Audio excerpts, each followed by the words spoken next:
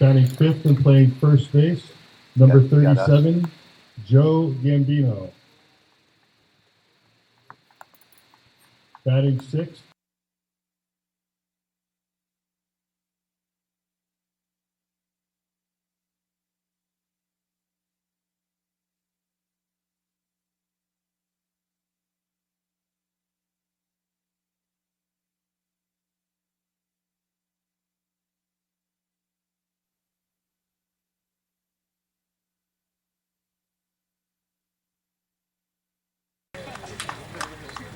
batting ninth in left field, number 4, Jaden Dawkins.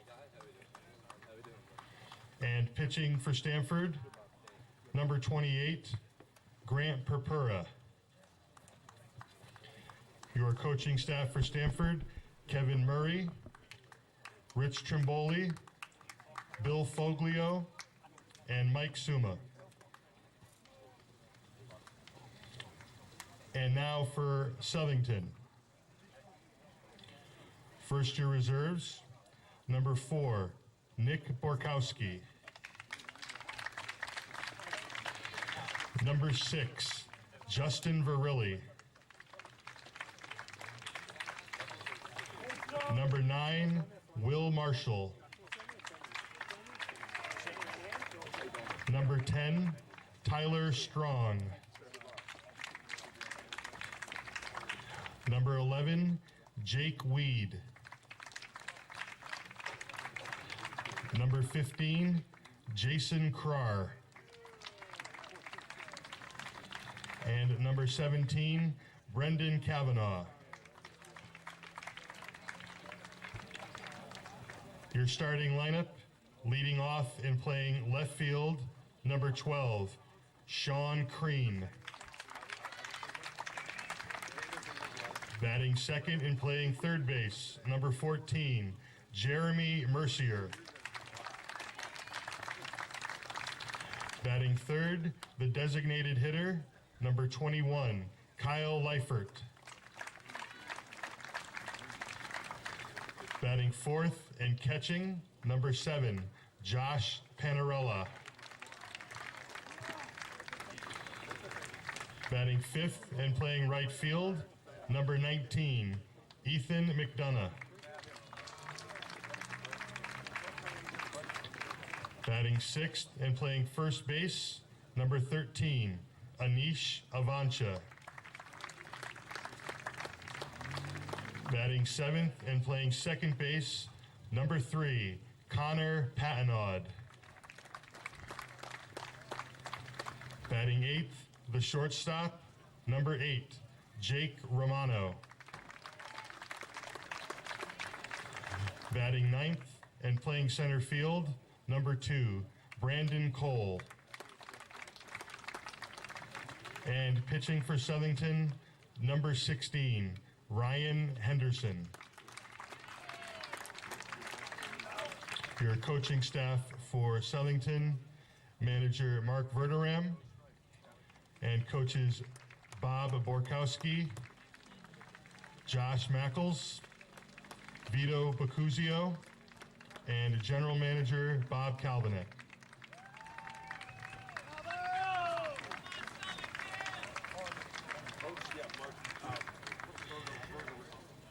At this time, we'll have the State Legion Commander, Tom Flowers, read the creed for our players here today.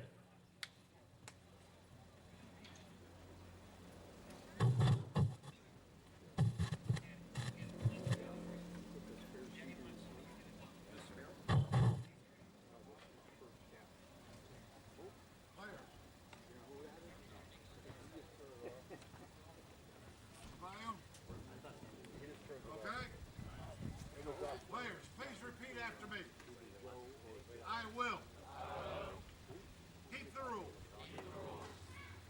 Keep faith with my teammates.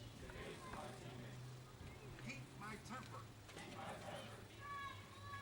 Keep myself fit. Keep a stout heart in defeat. Keep my pride under in victory. Keep a sound soul mind and a healthy body. Good luck, players. Thank you, Commander Flowers. At this time, we ask that you please rise as we play our national anthem.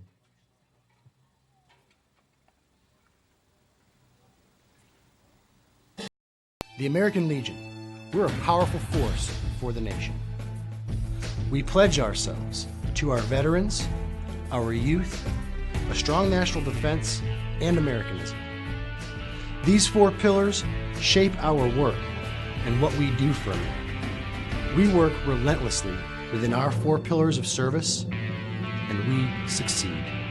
Go to legion.org to find out more about the American Legion's commitment of service to America.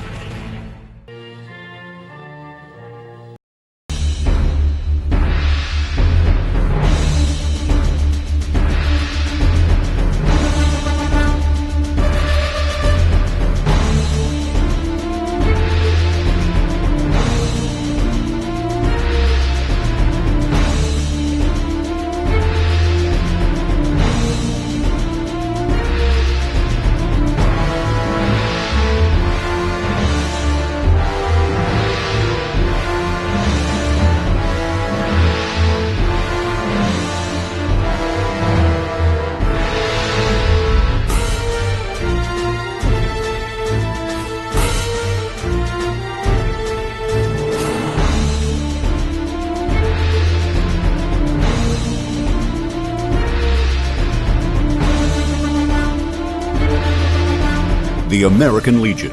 We're veterans serving America. McCone. All right, good afternoon, everyone, and welcome to Seppa Field here in Meriden, Connecticut for Game 2 of the best 2 of 3 2019 19U Connecticut American Legion Baseball State Tournament. This is the championship series. Don Boyle, Steve Riley alongside. 2-1 win for Stamford last night over Southington. Southington jumped out to a 1-0 lead late in a great pitchers duel. And then Stamford, well, they took advantage of an error, and they scored the game-winning runs, and they have the upper hand. They are the visitors today. Yes, and Southington will certainly have its back to the walls today. And after that big hit by Reed Giswaldi from Stamford, it just sort of shocked the Southington team because they were ahead for the whole game, basically at 1-0. And Stamford scored those 2 runs in the 6th and held on to win it yesterday. But Southington, though, has been resilient all year, Don. They've come back in different games during the tournament, and they are the defending state champions. They certainly are. They know how to get it done. Now, last year in the state championship series, they won Game 1 and then lost Game 2, and it forced a Game 3, and they won it, obviously, in heroic fashion. It was just an exciting tournament overall, and, well, now they got to go backwards. They must win to force the second game later on today. Absolutely, Don. And it looks like a beautiful day for baseball here at Seppa Field in Meriden, Connecticut. There is a forecast of late thunderstorms later on this evening, but that would only probably happen if we do have an if game. But right now, total blue sky above and some clouds off in the distance, but otherwise a great day for baseball. All right, let's take a look at that batting order for the visitors today, as Stamford will be up first, and we'll take a look at the defense for Southington. We know Ryan Henderson out there in the mound going to try to get the job done. Noah Skog is leading it off. He's the second baseman. T.J. Wainwright will bat second. He's the shortstop. Joe Scarad, the catcher, will bat third. Reed Giswaldi, the right fielder, will bat in the cleanup spot, followed by Joe Gambino, the first baseman, in the 5th spot. And Shane Hackett, is the designated hitter today, batting 6th. Matt Wurz, the third baseman, batting 7th. Batting 8th is Bobby Cribben, the center fielder, and Jaden Dawkins, the left fielder, will bat 9th. Cribben's made a terrific catch last night, may have saved a run and perhaps help out Stamford to the victory in Game 1. It's Ryan Henderson on the mound. He is 1-0 here in tournament play in the Super Regional leading into this tournament. 3.67 innings pitched, as he is certainly a guy that can get the job done for Southington. He's been here in the past, and he'll need a big game here today. So Skog's the second baseman leading it off. Count is 1 ball and 2 strikes. Panarella behind the plate catching the balls and strikes for this Southington team in those sharp-looking blue uniform tops. That pitch is a ball. The count goes 2 balls and 2 strikes. Outfield just about straight away. Cole, the center fielder. Crean in left. McDonough, the right fielder defensively for this Southington team. Well, it's going to be an interesting matchup. A beautiful day for baseball, as you mentioned. Absolutely. Henderson tall and lanky up high. And he falls behind 3 balls and 2 strikes here. Got Wainwright back in the lineup for Stamford. That is huge. He served a 1-game suspension. He got into a little altercation with Deptula from Naugatuck in the decisive game to make your way here to the championship. And because of that ejection, he was out for a game. There's ball 4, and Scoggs with a leadoff walk. Stamford, a team that will take advantage of opportunity. They did that last night. Here's Wainwright. Shortstop. Teams have switched dugouts for this game, Don. Now Southington takes over the third base dugout and Stamford the first base dugout. Wainwright going to be refreshed with a day off. Probably killed him to watch from the stands last night. Not in uniform. Has that home run power. Has hit one here at Sepa Field, a straightaway center field. The pitch is low and away. Interesting to see how aggressive Stamford will be here in the first inning with a runner on and nobody out. And hits yesterday, Don, were very, very scarce, and Southington only had 2 and Stamford had 4. Wainwright with a wiggle of the bat is ready. The Henderson pitch nearly clipped him inside.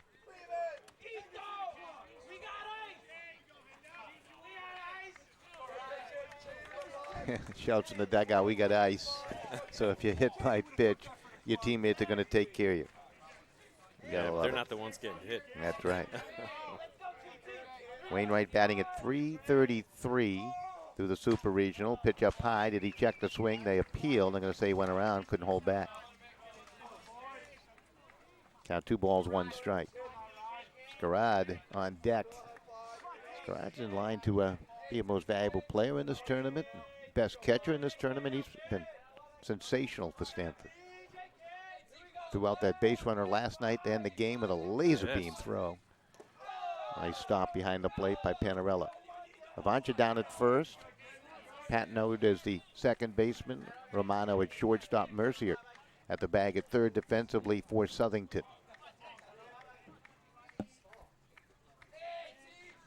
Henderson being delivered out in the mound. Tall right-hander's delivery. And he has walked 2 in a row. Yeah, not a very good start so far for Ryan Henderson. Scarad coming up to the plate. Joe Scarad. Catcher. Henderson did walk 4 batters in those 3.67 innings, 3 2/3 innings pitched so far in the tournament. So Scarad batting at .500, 5 RBIs with a homer, triple, and a double. He's walked twice, only struck out twice. That's in 12 plate appearances. Well, this is where Southington's going to need one of those double plays. They turned 2 of them last night. The hitting star for Stamford in the on-deck circle, that's Reed Giswaldi. Henderson finds the outside corner. He's got to earn that strike zone now after walking the first 2.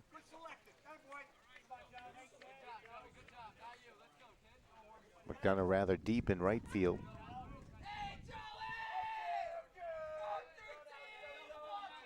Scarad has power to all fields. There's a ground ball. Second baseman, Pat Nude, will find it and onto the bag at first for the out. 4-3. Hit it to the right side. Advancing runners at second and third. Giswaldi coming to the plate. Had the heroic hit last night. Took an inside pitch off the fist and drove it down the right field line to bring home 2, Steve. Yeah, it was a great piece of hitting there because he had 2 strikes on him at the time.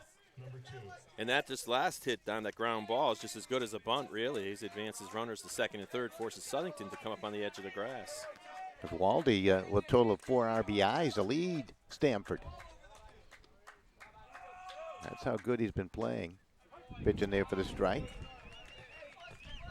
He could be a candidate for most valuable player in this tournament with a big day today.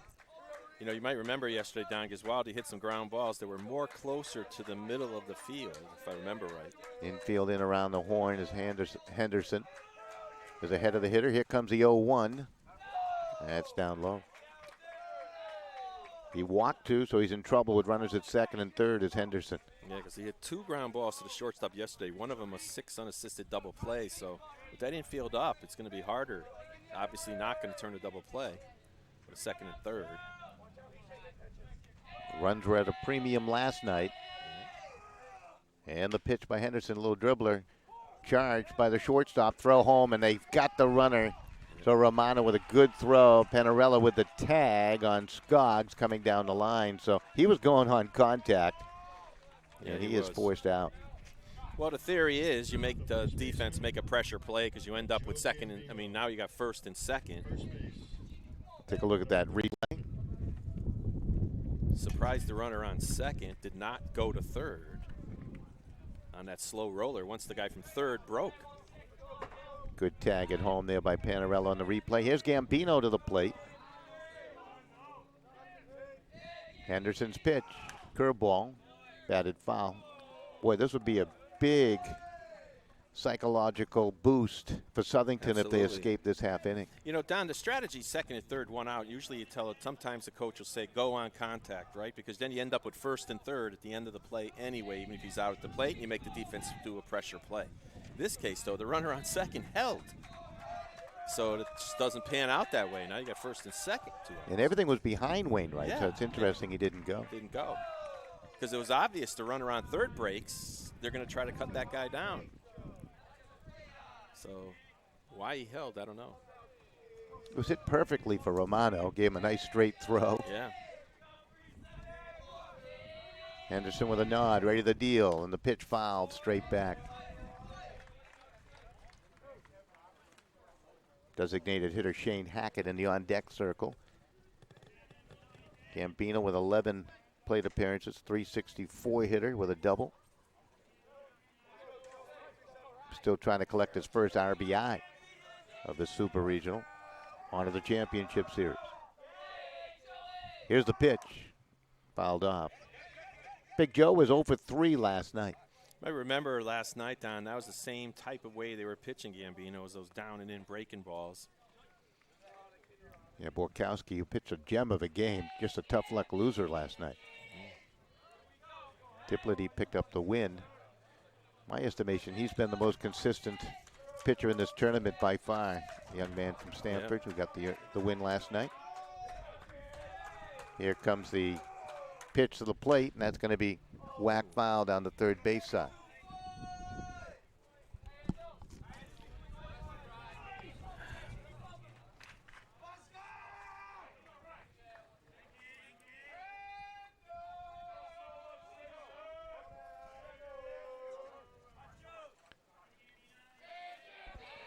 Henderson again from the stretch.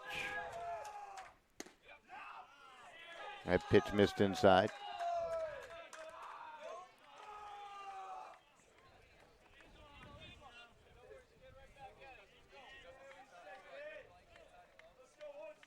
Henderson trying to wrangle out of a big problem here. Runners at first and second and 2 down. Gambino got 2 strikes on him. Henderson checks the runners. He's going to step off. Yeah, Wainwright playing around out there trying to see if he can draw a balk.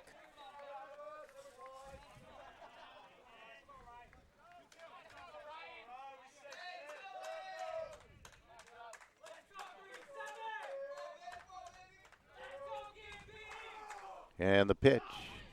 Strike 3 call. He got a big strikeout. Gambino called out on strikes. Henderson able to wiggle out of the jam with a ground ball out of fielder's choice. They cut down the runner at home and a strikeout. We'll be back with the bottom of 1 right after this.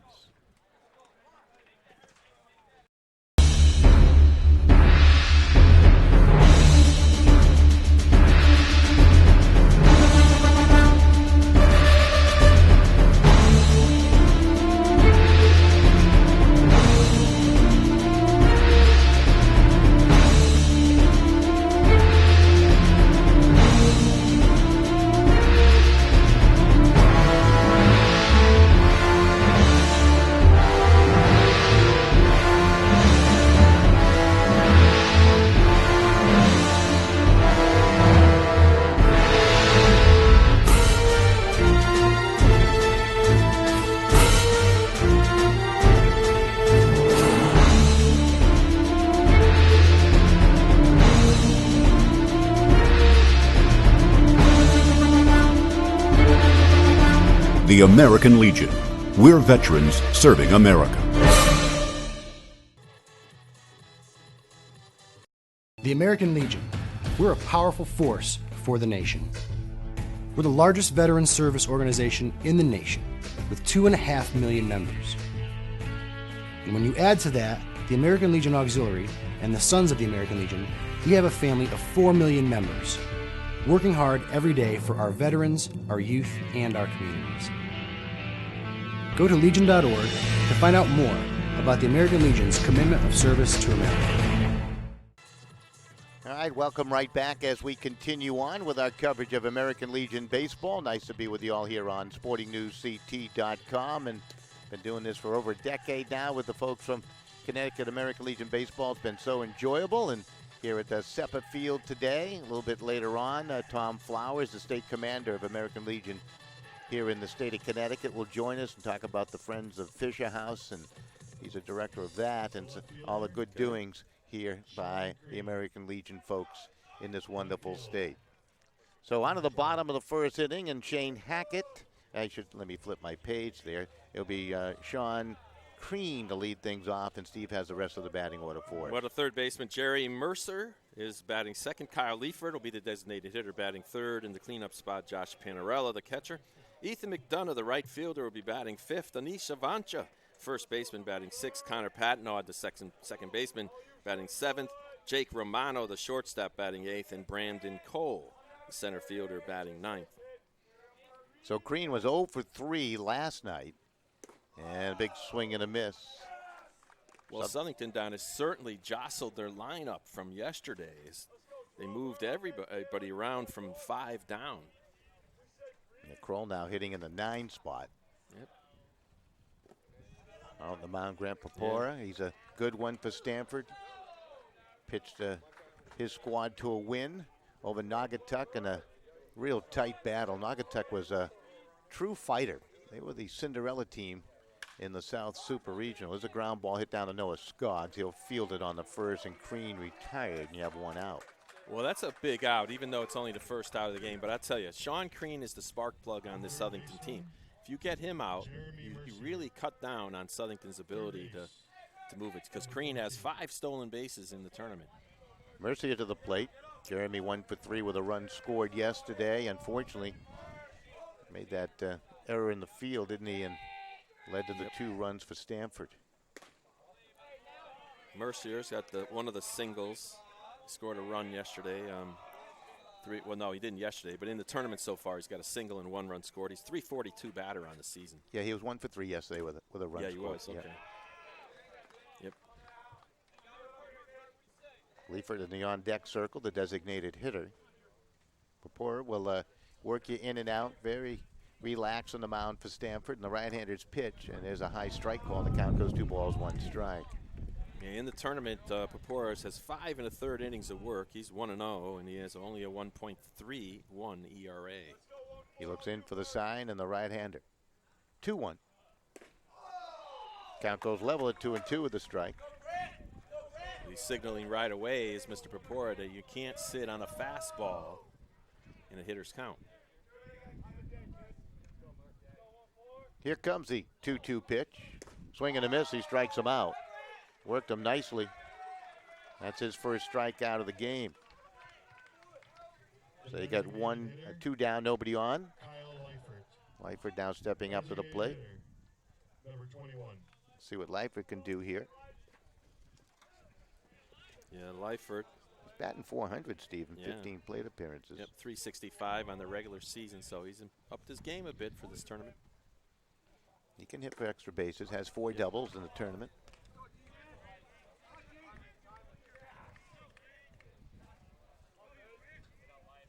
Panarella in the on-deck circle. Outfield straightaway. Cribb in the center fielder. Giswaldi, the right fielder. Dawkins in left. Ball hit out towards right field and falls in for a base hit. So Leifert continues his great hitting here in this tournament. And that's a 2-out base hit. First hit of the game for Southington. And Panarella stepping up to the plate. Southington in a must-win situation if they want to repeat as the state champs. Of course, Stamford, a couple years ago now, the state champs. Yeah, Panarello was almost the hero of yesterday's game when he got that big double that scored the first run, or the only run for Southington. That was in the top of the 6th inning. And he was also a big hitter in the game against Bristol earlier in the tournament, where he hit a home run in the top of the 7th, or bottom of the 7th, top of the 7th rather, sorry. Before into the windup and the pitch, right down the heart of the plate for the strike call. Looked like he might have been taken all the way there.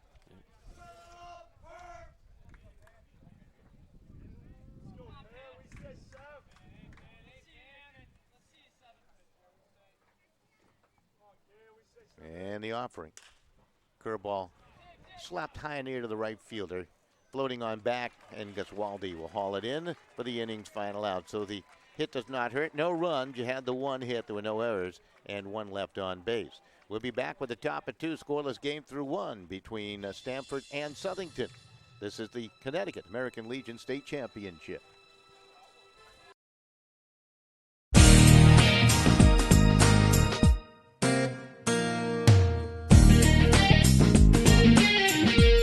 Not only have I learned a lot of speaking skills, meeting these 50 other incredibly talented people, but most of all, I think you learn a lot about yourself. You're able to grow in so many ways. Learning about public speaking. You also gain a tremendous amount of friendships. It's a nice bonus. That's definitely a plus, I'm not going to lie. Is definitely something that is on my mind. It's such a great document. It guarantees me so many liberties and freedoms. It's looking out for me. The significance that I place on voting.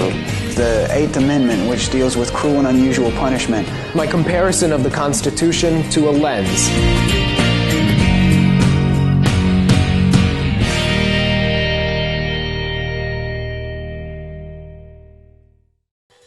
All right, welcome right back. Ryan Henderson on the mound for Southington. Rather rocky start. He walked the first 2 batters he faced. The defense helped him out a little bit, and he got that key strike out of Gambino to end any threat. They threw out a runner at home with a drawn-in infield, so it remains scoreless here. Hackett, Wares, and Cribben, the scheduled hitters against Henderson, Steve. Yep, and I'll tell you, Henderson in his last outing did walk 4 batters, but he did get out of it. He only gave up 1 earned run.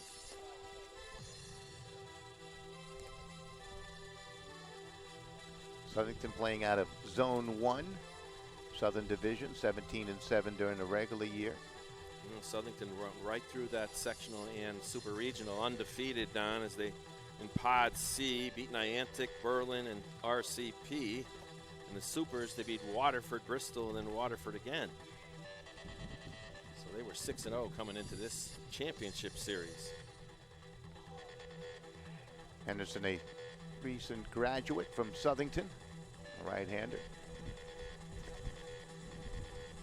Panarello with a throw down to the bag at second.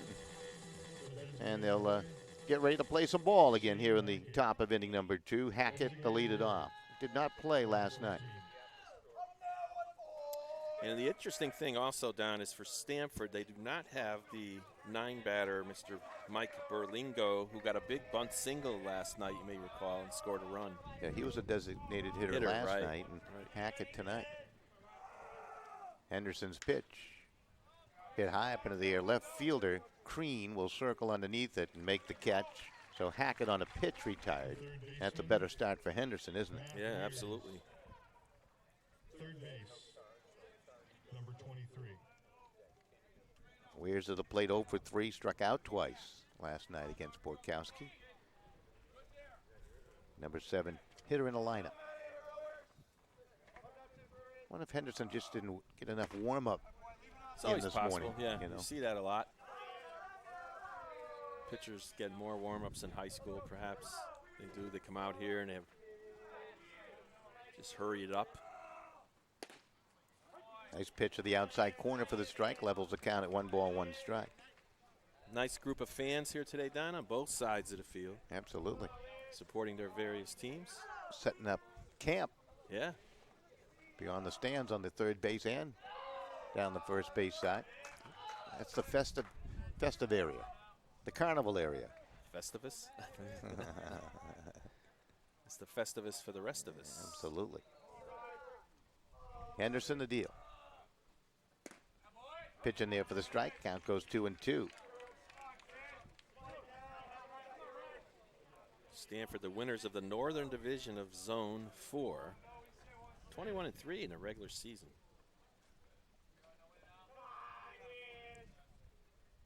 Pitch big, swing and a miss. He got him. He strikes him out. Second strikeout as Weirs will go back to the dugout on the first base side. A little bit of a high curveball that time, and it just didn't come down as much as he expected, so he swung up. And Cribben 0 for 2 last night, Steve, but what a catch he made. Absolutely. Dive straight forward, landing on his chest, and I tell you, that would have cut off perhaps the second run for Southington, so that's the difference, that you have a lot of defensive gems. Takes the wind out of the sails of an offense. Henderson the deal. Right-hander. Down low and inside, and the count goes 2 balls and no strikes. Jaden Dawkins, number 9 hitter today for Stamford, on deck. He batted 8th last night, I believe, with Belingo in the lineup hitting 9th. And he got hit by a pitch. Remember, he stole that base and ended up scoring, I believe.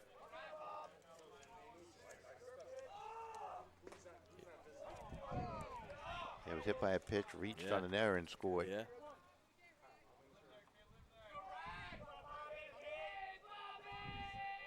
Henderson looking for a 1-2-3 inning.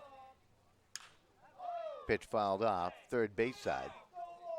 Can't even see our cameraman over there with all the folks in the stands down the third base side, although I spy him under an umbrella.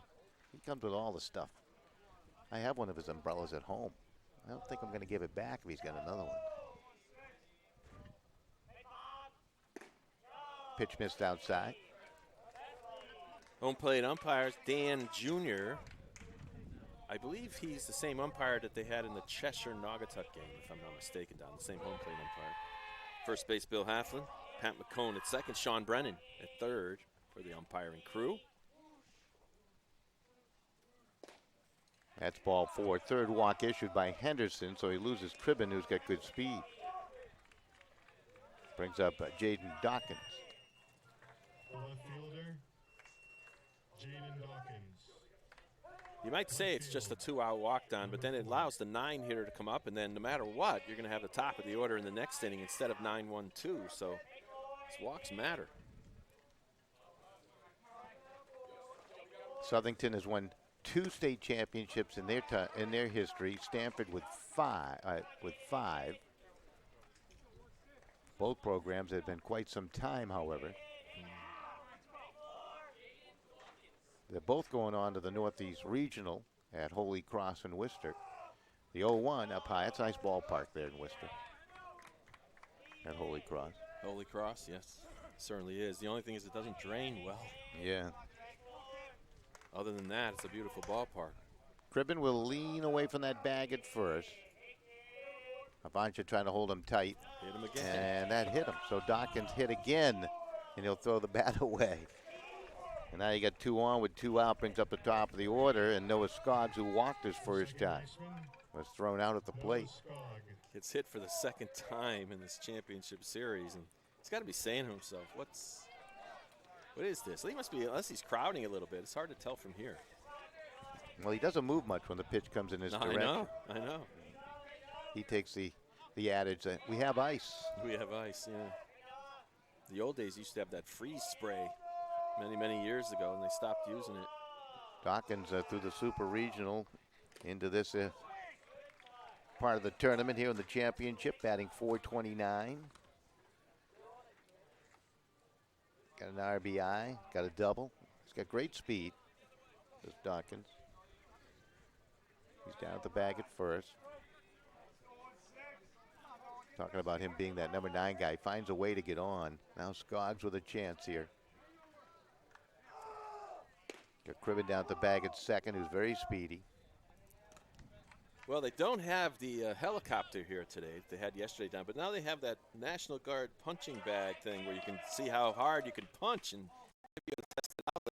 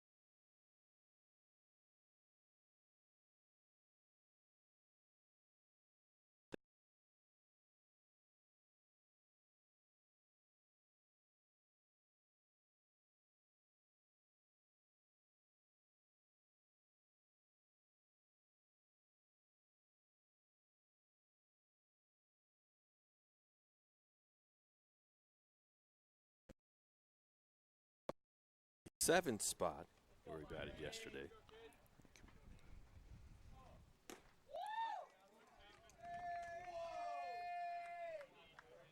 Here's strike one call to Anish. It's 0-1 now. Papora winds and deals low. So the count's even at 1 ball, 1 strike now. Number of batters have moved around in the lineup today. Southington attempting to shake up the lineup, see if they can produce some runs. And Papora's pitch, fastball, just missed on a high part of the plate. On deck, Connor Patnod, who moves up from the 9 spot to the 7th spot. Here's the 2-1. Just misses outside. 3 balls, 1 strike now to Anish Avancha, the Southington first baseman. Papora trying to work some more magic. Gave up that single back in the first, Steve, and the pitch to the plate. A lot of folks, some folks, one guy that I know very well is having some problems getting online and finding the game. Hopefully everybody else is okay. I'm watching it on SportingNewsCT.com. We also have the Sporting News CT YouTube channel. You can also pick it up there. And there's ball 4. First walk issued by Grant Papora here. With 1 out, you got a runner on base. The second baseman, Connor Patnod. Patnod now coming up to the plate. Second baseman 0 for 1 last night, Steve, with a walk. Yeah, as I said, he moved up from the 9 spot. So they jostle this lineup around from 5 down.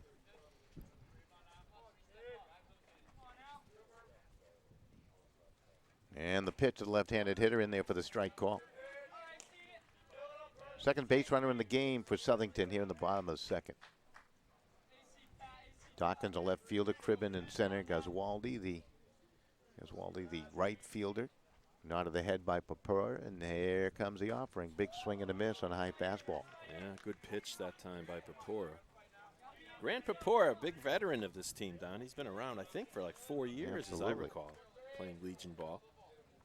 Like his entire life. Yeah. Scarad behind the plate, catching the balls in strike. Gambino trying to hold the runner tight at the bag at first, and a swing and a miss and a strikeout. He just fooled him there, and that is the second strikeout of the game for Papora. Yeah, and brings up Jake Romano. Patnod just waved his bat at that pitch. Shortstop. Romano 0 for 2 with a walk last night in game 1 of this best of 3.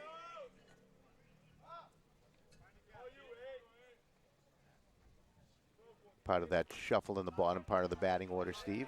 Yeah.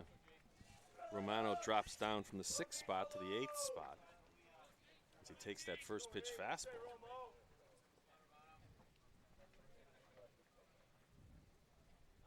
Papora peeking at the runner at first. Here comes the pitch in there for the strike.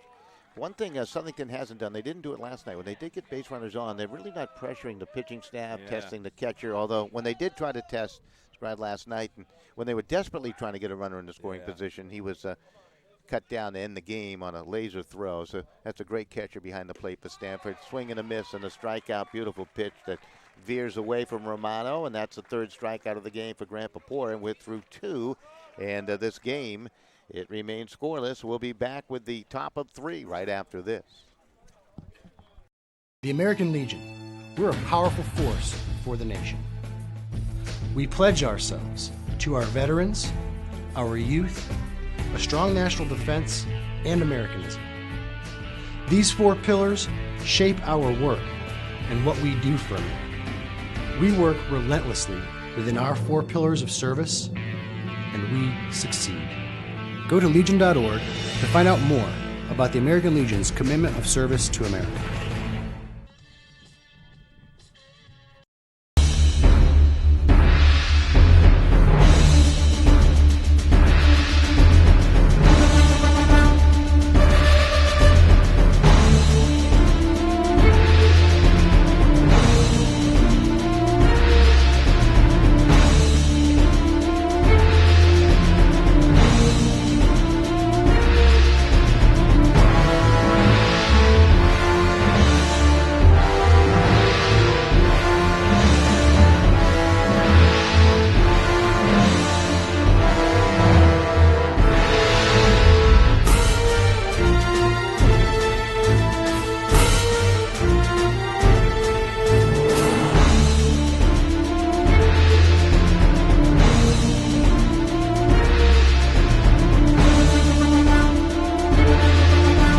The American Legion. We're veterans serving America. All right, welcome right back. And T.J. Wainwright to lead things off here in the top of the third of this scoreless game. And right now, Ryan Henderson is working some interesting magic out in the mound. Gets himself in trouble in the first with a couple of walks, hits a batter, and walks a batter in the second, survives that. And now Wainwright to the plate, who walked his first plate appearance. Sometimes it's a matter of getting out the right batter at the right time. And he's been able to do that so far, but his pitch count's riding up. Now he's 43 now in the third inning.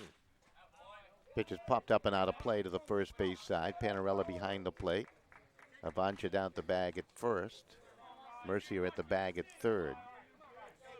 In American Legion play, a pitcher can only throw 105 pitches, but you can finish the last batter, whoever he is, if he starts before 105, I suppose. Ground ball hit down to Romano. He'll charge it and throw on the run over the first. And Avancha, nice job to tippy-toe on top the bag and make that stretch and catch for the out. And Wainwright retired on a throw by Romano that sailed a little bit. Yeah, well, now you know why. Teams like to have tall players Absolutely. play first base. Avancha with that big stretch. Scrod 1 for 2 last night with an intentional walk, and he's at the plate. Grounded out his first time here today. Might be the most dangerous hitter in the lineup for Stamford.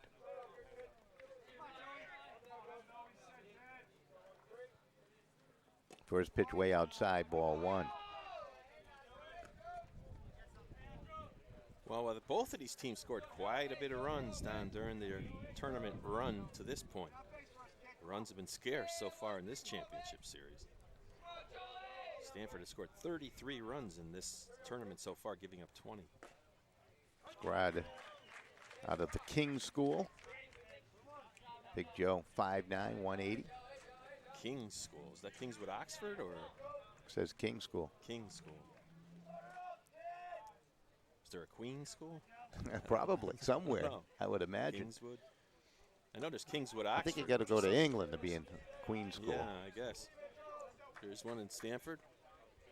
King School. It's in Stamford. Yep, okay. He's got that tidbit of information from Dave Greenleaf, the official scorer, and the Connecticut State Director of Baseball. He's in the educational field himself. Yes. Pitch is fouled off. Off to the right. He's been at it a long time. Does a great job as the top guy now. Taking over for Mr. Zimmerman. Hopefully he's A-OK. Watching this contest now. Henderson the deal. Here comes the 2-2. Swing and a miss. He got him. Struck him out. That is a big strikeout there. Second of the game for Henderson. And he got 2 out, nobody on. And Reed Gaswaldi stepping up to the plate to reach on that fielder's choice with a drawn-in infield. That was the inning back in the first in which Scoggs was cut down at the plate, Steve. Yeah. Gaswaldi, hero of yesterday's game. Simple as that. Other than Tiplety. Ground ball. Romano will field it. Got an easy throw over. And a nice 1-2-3 inning for Ryan Henderson. 6-3 if you score at home. Back with the bottom of 3. Southington coming to the plate. This game still scoreless. Stay with us.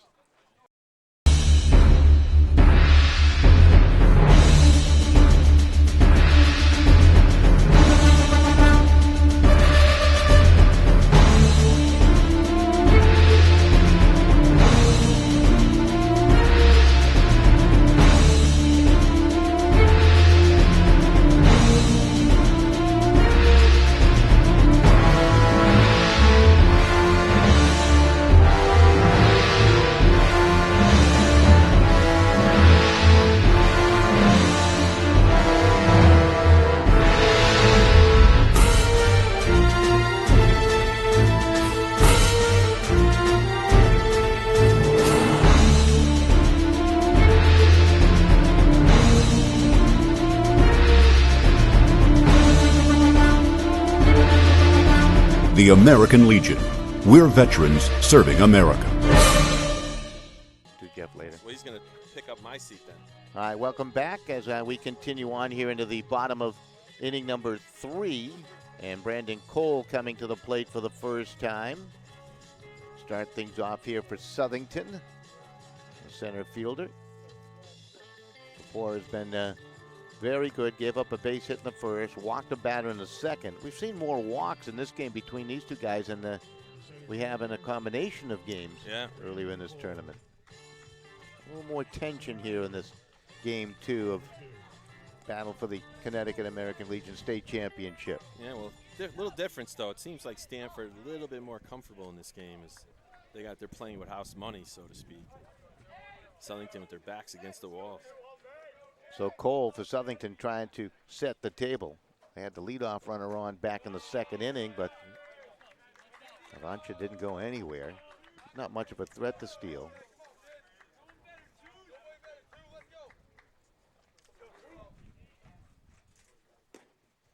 Pitch in there for the strike, and the count goes 1-1. You see Cole shaking his head there. He didn't believe that was a strike. This home plate umpires, I've watched him before, as I said in that Naugatuck Cheshire game.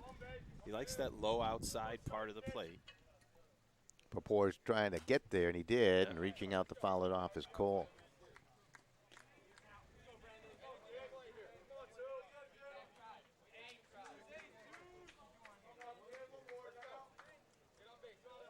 Cole, a student at Western New England University, biomedical engineering, and that's strike 3, and he knew it. Yeah. So he'll go back to the dugout. That is the 4th strikeout for Grant Papora, including the last 3 batters he's faced, and it brings up Crean 0 for 1 with a ground ball out. Yeah, Papora has a little bit of unusual wind-up on his delivery as he sort of hesitates as he comes up, and then he kicks again sometimes. So he does wind up differently from time to time, in addition to his stretch moves. Got Mercer on the on-deck circle now for Southington. This is the very challenging part of the batting order for the Southington team. Before tried to work that inside and missed. Count goes 2 balls, no strikes. Seems like he's giving the outside, but not the inside part of the plate. Cribben straight away in center field. Goes Waldy and right. Dawkins in left. Curveball. Boy, he thought he was all over that. Big swing and a miss by Crean. Just fell off the table. That's a beautiful pitch. Yep. Papor again. Comes with some heat. That's hit the opposite way to right because Waldy will make the catch. Ball blown around by that wind a little bit, but he had a good beat on it. Seems like the wind is blowing in a bit because that one I thought it was hit a little bit harder than the fly ball distance it went. Mercier struck out his first time. And that's the big effectiveness if when you get that leadoff runner on who's got all those stolen bases. Mercier hit that dramatic home run in last year's championship series, you might remember, Steve. Struggling a little bit here, batting just .250 in this tournament.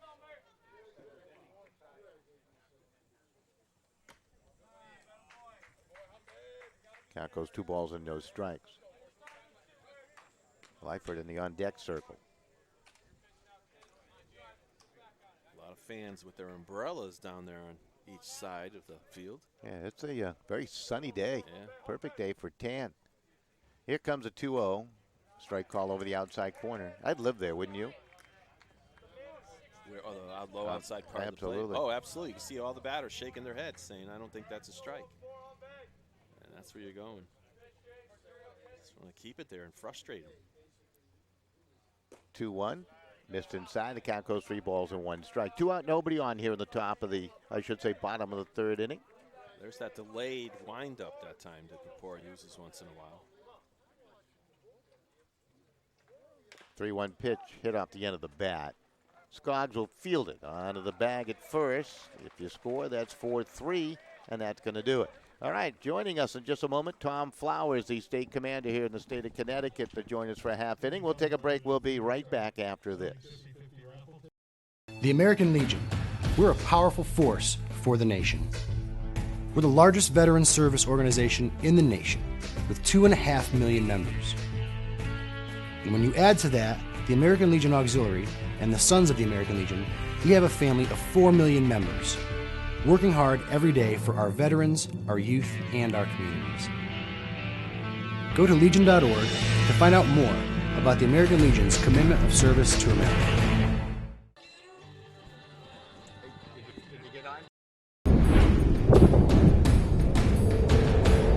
President Roosevelt signed the Bill of Rights. I've always appreciated the American Legion. My gratitude to the American Legion. Thank you all of the American Legion. Well, we have millions of veterans that are members of our organization. Thank you.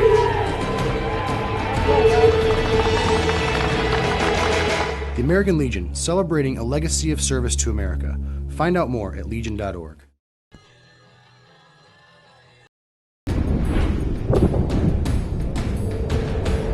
President Roosevelt signed the Bill of Rights. I've always appreciated the American Legion. My gratitude to the American Legion. Thank you all of the American Legion. Well, we have millions of veterans that are members of our organization.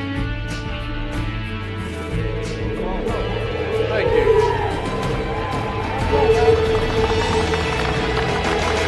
The American Legion, celebrating a legacy of service to America. Find out more at Legion.org.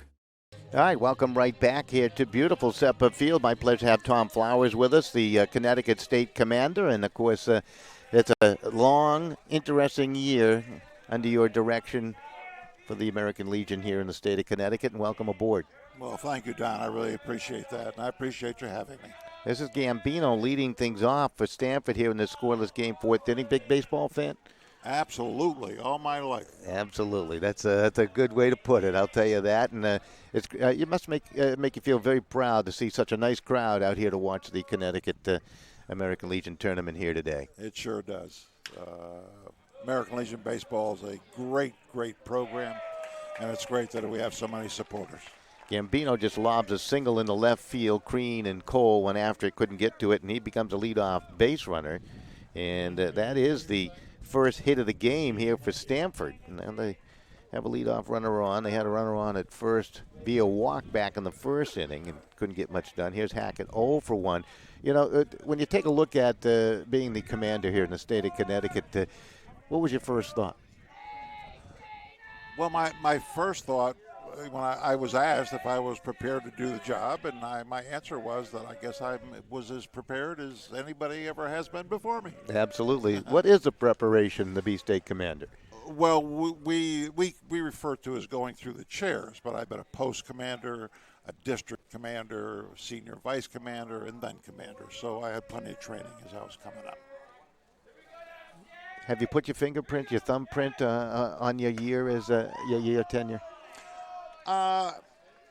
Probably not quite yet. Yeah, you're still working on it. Yeah, I'm still working on it. What do you want to accomplish before you're done? Well, we would certainly like the representative from the Northeast Regional to win That would be nice, wouldn't it? The American Legion World Series. That would be nice. Here's the trivia question. Who was the last state commander to be state commander when a Connecticut team won? I'm not sure. Me either. Dave Greenleaf would know if that's ever happened. He wouldn't know either. Paul LaFleur might know. Yeah. That's a trick question, right? Yeah. There's a bunt attempt by Hackett. Hackett 0 for 1. We're here in the fourth inning. It's my pleasure to have Tom Flowers with us. That my Milford Post, American Legion Post 196, we won the Eastern Regional and went to the College World Series in 2012. That was a lot of fun. That was a great team. I remember that team. It was. That was a great team. Is that the team that had to win the Northeast Regional in Bangor? We did it in Orchard Park. Yeah. Or Orchard Beach. Orchard Beach, yeah. Pop up, and it's caught there by Panarella. And Hackett is retired on a pop-up in the foul territory. Yeah, that was they were part of the famous fog game we had up there. That's true, yes. Yes, remember that? You remember that game? That was absolutely crazy. Nobody could see the ball. I don't know how the young man that played second base, his name escapes me, caught that ball. Do you remember that play? Yes, I do. That was crazy. So you got 1 on, 1 out. Here's Wears to the plate, who struck out his first time against Ryan Henderson. Scoreless game in the top of the fourth. I know that you're very close to the project with the Fisher House and part of the Friends of Fisher House. You're the director of that. And talk a little bit about it, because that's just a wonderful, wonderful endeavor. Well, for the benefit of our listeners who may not be familiar with a Fisher House, we can liken it to a Ronald McDonald House. That's something everybody can identify with. And we have a 16-room house, a 16-suite house, located on the campus of the West Haven VA Hospital, and it's a comfort home. And when our veterans are hospitalized at the West Haven VA Hospital, their family members can stay at our Fisher House free of all charges. Ware strikes out. Couldn't catch up to the heat of Henderson there. And it brings up Cribben. It's a great program. And I'm director of the community support group that raises funds to support the Fisher House. How's that been going from that standpoint, the community support out there? A lot of folks, do they embrace it? Yes, absolutely. And we have a lot of testimonials from people that have stayed in. We have 84 Fisher Houses nationwide, really? And a couple overseas. So we have many folks that have stayed in them over the years, and they provide wonderful testimonials, and so do our own guests. Do the veterans take advantage of those offerings that you see in West Haven at the VA hospital and the Fisher House? Do you think enough folks take advantage of those type of opportunities out there for the folks that need it? Yes, absolutely. Every patient at the hospital has a medical team, which includes a social worker, and they evaluate if there's a need for a loved one, to use the Fisher House, and if so, they make a referral. They make a referral for him. Obviously, you still live in Milford? Sure do. All right, so it's not too far from West Haven, right? No. Just make that. Do you make the coastal route? Is that the way you go? I get on 95. 95 and go that way. Go 2 exits. There you go. See, I'd go all the way around the coast and come back up. Well, I've done that too. Have you? Yeah. Oh, yeah. I guess that's on a day when you're feeling a little melancholy or something. I don't know. No, it's a day when I-95 is a parking lot. No, there you go. That works out. Tom Flowers is with us. He'll stay with us here until we start the fourth, and Steve will hop back in. As you take a look, what would be a message for the folks out there in support of American Legion? Not only the veterans, I know you're always looking for new membership, but how the general population can help out American Legion. I think that's a huge message to send along, isn't it? Well, yeah, and in Connecticut we have 153 individual posts, which is almost the number of municipalities that we have in the state of Connecticut. So we're just about everywhere. And we have plenty of programs. American Legion program. Major American Legion Baseball is just one of our youth programs under the heading of Americanism. And people can donate to any of our posts or to our department. Please join if you're an eligible member, veteran.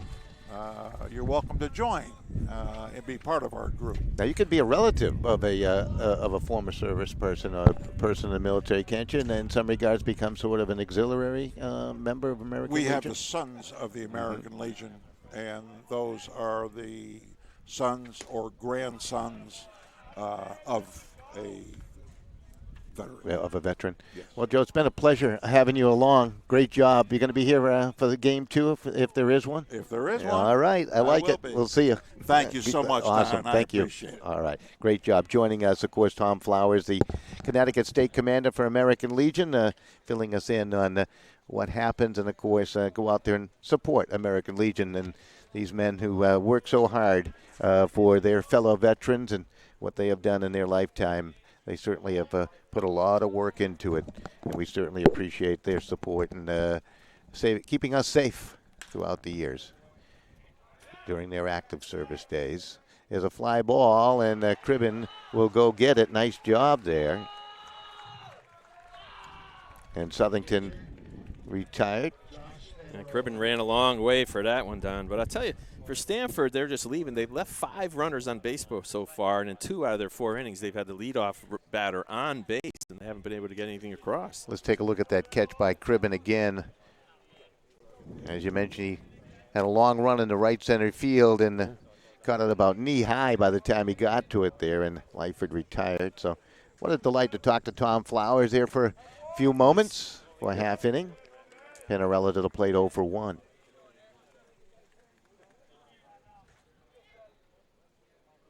Dawkins, Cribben, and Geswaldi in the outfield. Cribben has made 2 fine catches now here in this championship series. Yes. I noticed in that first batter there was one of those pitches right at the low outside part of the plate, and the umpire did not call it a strike. So Grandpa Poor out on the mound. He has been stingy, to say the least. Here comes the pitch, and that's going to be walloped down the right field line, and just foul by inches. Pinarella would have had extra bases there. They had a base hit back in the first inning. That is the only hit they've had. They run the base runner via walk. I think Leifert was the only one who got a hit, right? Indeed, he did back in the first inning. They've only got that one. Only had 2 base runners in the game.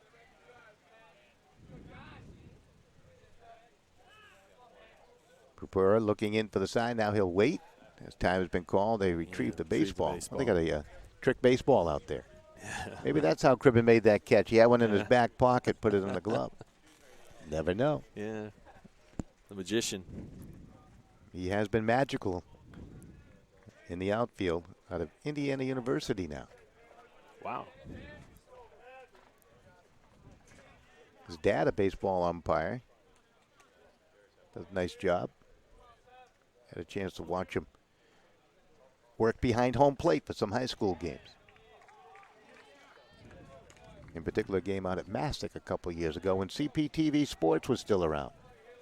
See, there's a difference between Federation and American Legion, which American Legion goes by the American League Major League Baseball rules. So you watch the pitcher as he winds up down. In high school, you cannot start with your left foot in front of the right foot as a right-handed pitcher, in front of the rubber. Poor's pitch breaks off the glove of the catcher, Scrod. And the reason for that is then you notice how it looked like he was going to the stretch almost, and that prior wind-up pitch looked almost like a stretch pitch, the way he just kicked up quick and threw it. Count full 3-2. Southington in a must-win situation. The home team here today. They were the visitors last night. They scored a run in the 6th. That's about chin high and inside. And Pinarella walks down to the bag at first. Only the second walk issued by Popura here in the game. So you got 1 on, 1 out. And McDonough to the plate, the right fielder. McDonough tried to get on to Schneid. He's 0 for 4 in this championship series so far. Through the Super Regionals into championship play. Does have a couple of doubles. Yeah. Couple of RBIs. Up in a big spot here. Yeah, 0 for 3 last night.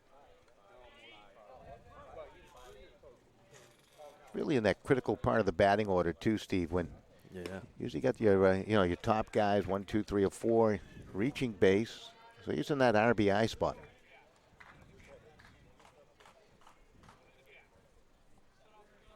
Pinarella with a short lead away.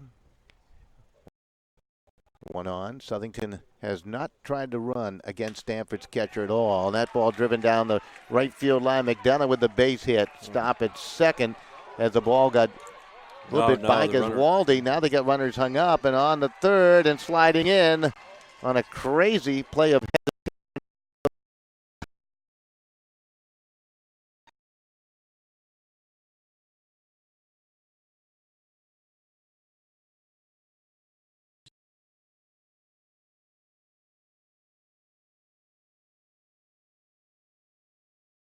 automatically.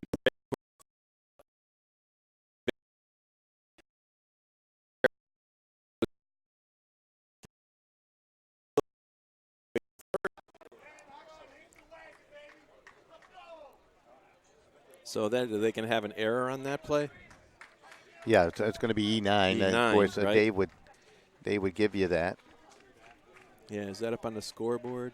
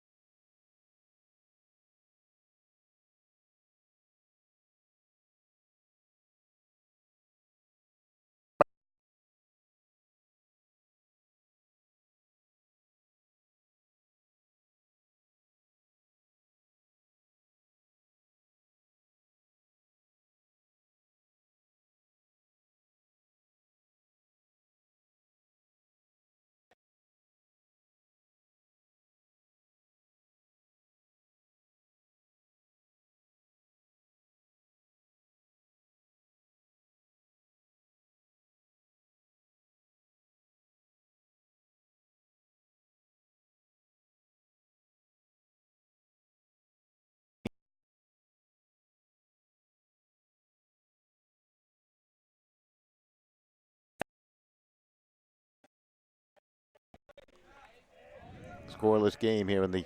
Yep.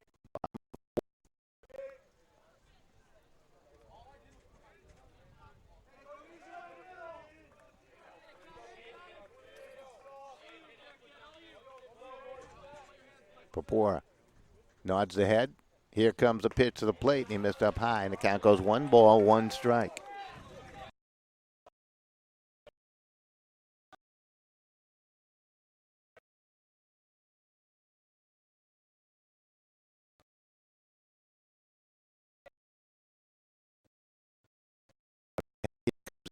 Fouled straight back. Yep. Well, the difference between Federation and Federation and American Legion rules, Don, is you can't do that fake kick to third base. You know, the fake throw to third with men on first and third. It's only allowed in high school, not in American Legion play. So, runners with short leads. Pitch dribbled off the foot of the batter. Patton stays alive. Romano in the on-deck circle. Refreshing breeze. You might remember he got Patton last time on one of those pitches outside. Patton waved at.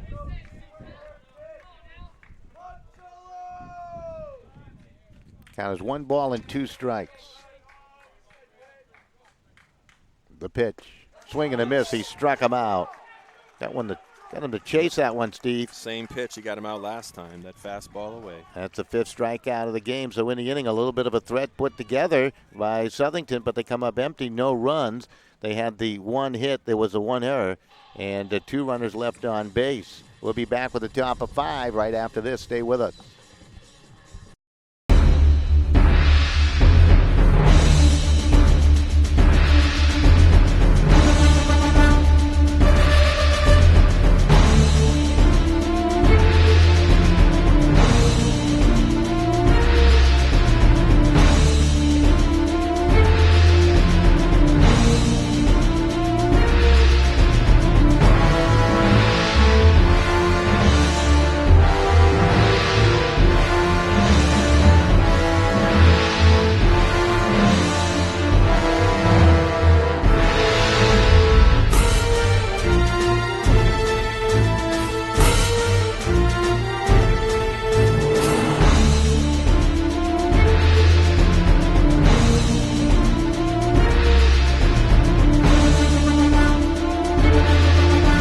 The American Legion. We're veterans serving America.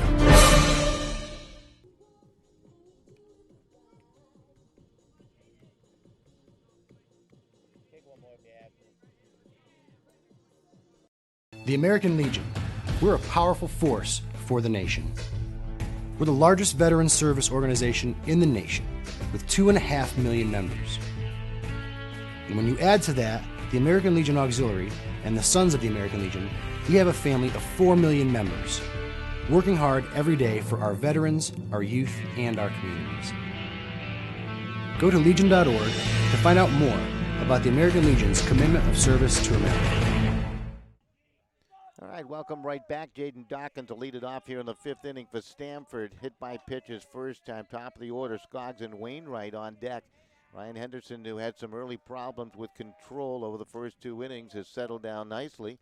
And it has been a scarce occurrence when someone comes up with a base hit here today. Matter of fact, just 1 hit for Stamford as Dawkins down to the bag at first. Hit for the 3rd time in this tournament. Yeah, and twice in a row. And look for Dawkins, really. I think they're going to let him loose now. He's a base stealer and a half. He's going to be off and running on one of these pitches. Yeah, he's going. They had a leadoff runner on in the 1st, couldn't get him home. Leadoff runner on in the 4th on a single, and they couldn't get him home. That was the only inning in which they've had a hit. That was Gambino's base hit to lead off the 4th. So Skoggs at the plate has walked. And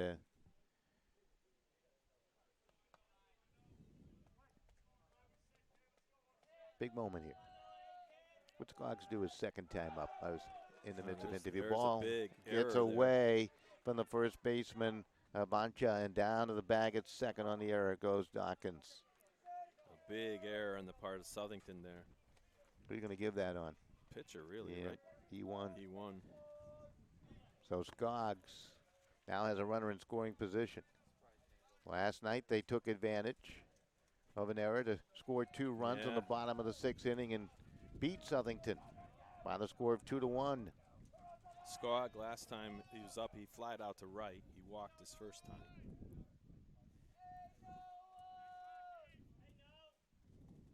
He's going to lay down the bunt, and that's a beauty. No play anywhere for Henderson. Skog turns that into a base hit. Now you got him on the corners and nobody out. Brings up T.J. Wainwright. Surprised they didn't play up on that. I mean, they have to be believing that in this kind of a tight game that somebody might bunt, especially your leadoff hitter. So it seems like Southington was caught a little surprised on that one. Wainwright today has walked and grounded out. Looks like they're keeping the middle infielders back for the double play. So they're going to give up the run. Maybe they're just hoping. It's a ground ball in the middle. Maybe they're hoping Henderson will come up with a strikeout here of Wainwright. Wainwright showing bunt, pulls it back, runner will take Just second. let him go. Yep. Yeah. Now you got 2 in scoring position. Now you have to move the infield up. Absolutely. Yeah. And they will.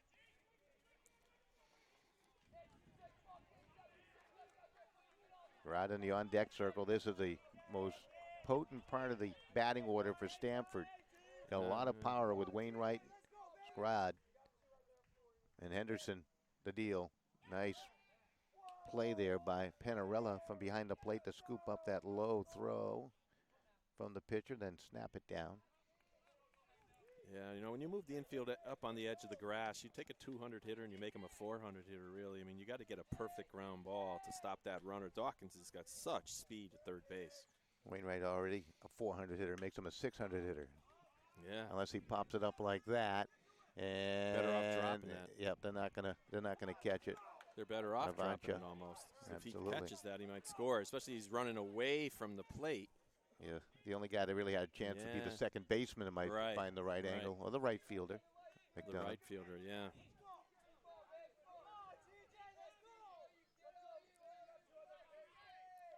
Outfield straight away. Infield in. Crucial moment in the game. And Panarella taking his time to walk out to the mound there. Having a chat with Henderson. Don't want to make a huge mistake with Wainwright. He hit a home run here at Sutput Field, a straightaway center field. No doubt about it, the straightaway center. That is a pretty good poke. Yeah. You don't have any ideas of the dimensions here, do you, Don? No. No? I was going to bring a tape measure with me this morning, and I forgot it. I mean, there's no numbers out there. A few fans out in left field looking for a free baseball if he does. Henderson looking in. Count is 2 balls and 1 strike. The Wainwright. Dawkins at third. You got Scotch at the bag at second. Wainwright again just trying to loft that to the outfield. Yep. And that's clearly what his objective is, to hit that long high fly ball somewhere. And again, that's out of play off to the first base side. Well, Dawkins, with the popping around at third base, if they did have it, it would be a nice time to try to pick off the runner at third. If they did have that in their arsenal. 2 balls, 2 strikes to count. Henderson, long look in. Checks the runner at third. Here comes a pitch to the plate. Got him with a curveball. Big strikeout of Wainwright. That is his 5th strikeout of the game, and boy, did that come at the right time. Yeah. Just they still have to keep the infield up. This is the difference by allowing that runner just to have that free base. Because if they didn't and something was up, they theoretically, if he stayed, they could have a chance at a double play here. But and for Henderson now, it's pick your poison, but he got Wainwright on the strikeout. Yep. Scarad to the plate. He's 0 for 2. He struck him out once back in the third. That's in the back of his mind. Bottom line with first base open is you really got to play that low outside corner the ump's been given. That time he missed low and away. First inning, the first 2 batters got on for Stamford into a second and third situation, drawn an infield, got the out at home, and he wiggled out of that jam. Henderson hit a batter, and there's been a single here in this half inning. And the pitch missed outside. Now you got Giswaldi on deck, who was the hero last night with a game-winning hit. They intentionally walk him. Yep. Yep. They walked him last night, too, intentionally. That's going to load the bases, and they'll take their chances with Gesualdi. The hero of last night's game. He was 1 for 3 with that two-run single. But now they're going back to the middle to play double play depth. So here's your shot now. And Gesualdi has hit 2 ground balls yesterday to the shortstop and 1 here today. So if he hits it hard enough, you got a chance at 2. Yeah, that base hit he had was really just fought off an inside pitch and delivered it down the right field line. So let's see what Henderson will do. Henderson's pitch trying to keep it away, and it's popped up. Right fielder coming on. McDonough will camp. He'll make the catch, and the bluff and the throw would have been on time. Yeah. Good throw by McDonough, showing off his arm right into the mid of Panarella. Yeah, I'll tell you, only a little bit further, and you got such speed in Dawkins down there that that would have been an interesting play at the plate. Here's Gambino, 1 for 2 today. And he hit that one to left field as now the defense gets the play back. Bases are loaded with 2 down. Scoreless game here at the top of the 5th inning. Stamford looking for the game's first run here in the 5th. Henderson trying to get out of yet another jam. Yep, and they're going to that down and in breaking balls. What they got him on his first time up, he struck out on a 2-2 curve, and he watched it go by. 1 for 5 here in this championship series for Gambino. The hit coming today. Henderson's pitch. Strike call. The count goes 0-2. Well, he left that up in the strike zone, too. That was Gambino's pitch, I think, to go after. That's what he hit to left field his last time up. And he stayed away. Now Henderson can work him low and inside, tease him a little bit. There's a number of shake-offs there, so he's confusing the plate umpire, perhaps. Yeah. They're on all the bags. Nice to have you with us.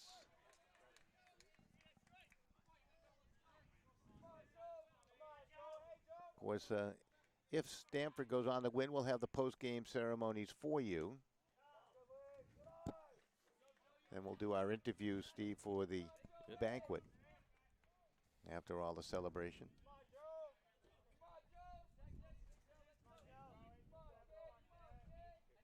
Gambino looking for a 2-out base hit. 1 ball, 2 strikes. Henderson. Gambino swinging a miss. He got him. He struck him out. Strikeout number 6 for Ryan Henderson. And boy, they're out of the dugout. Somehow they escaped all that. A hit batter and a base hit. Runners at second and third. And wow. Wow is right. There was that down and in curveball again, Don, that got him. And he teased him with that low fastball outside to see if he would chase. And then he went right back to that bread and butter down and in curve to this lefty. And he got him again. Well, let's see if this will energize Southington as they come to the plate. We'll keep it right here for the moment of silence and memory and in honor of our veterans who have served.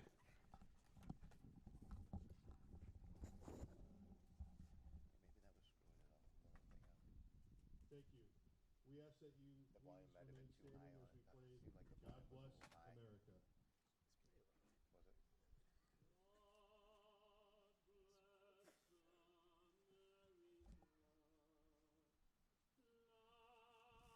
Was it? Stand beside her and guide her through the night with a light from above. From the mountains to the prairies to the oceans white with foam.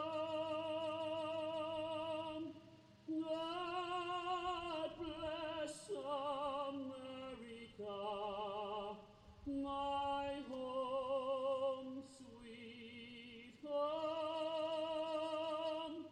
God bless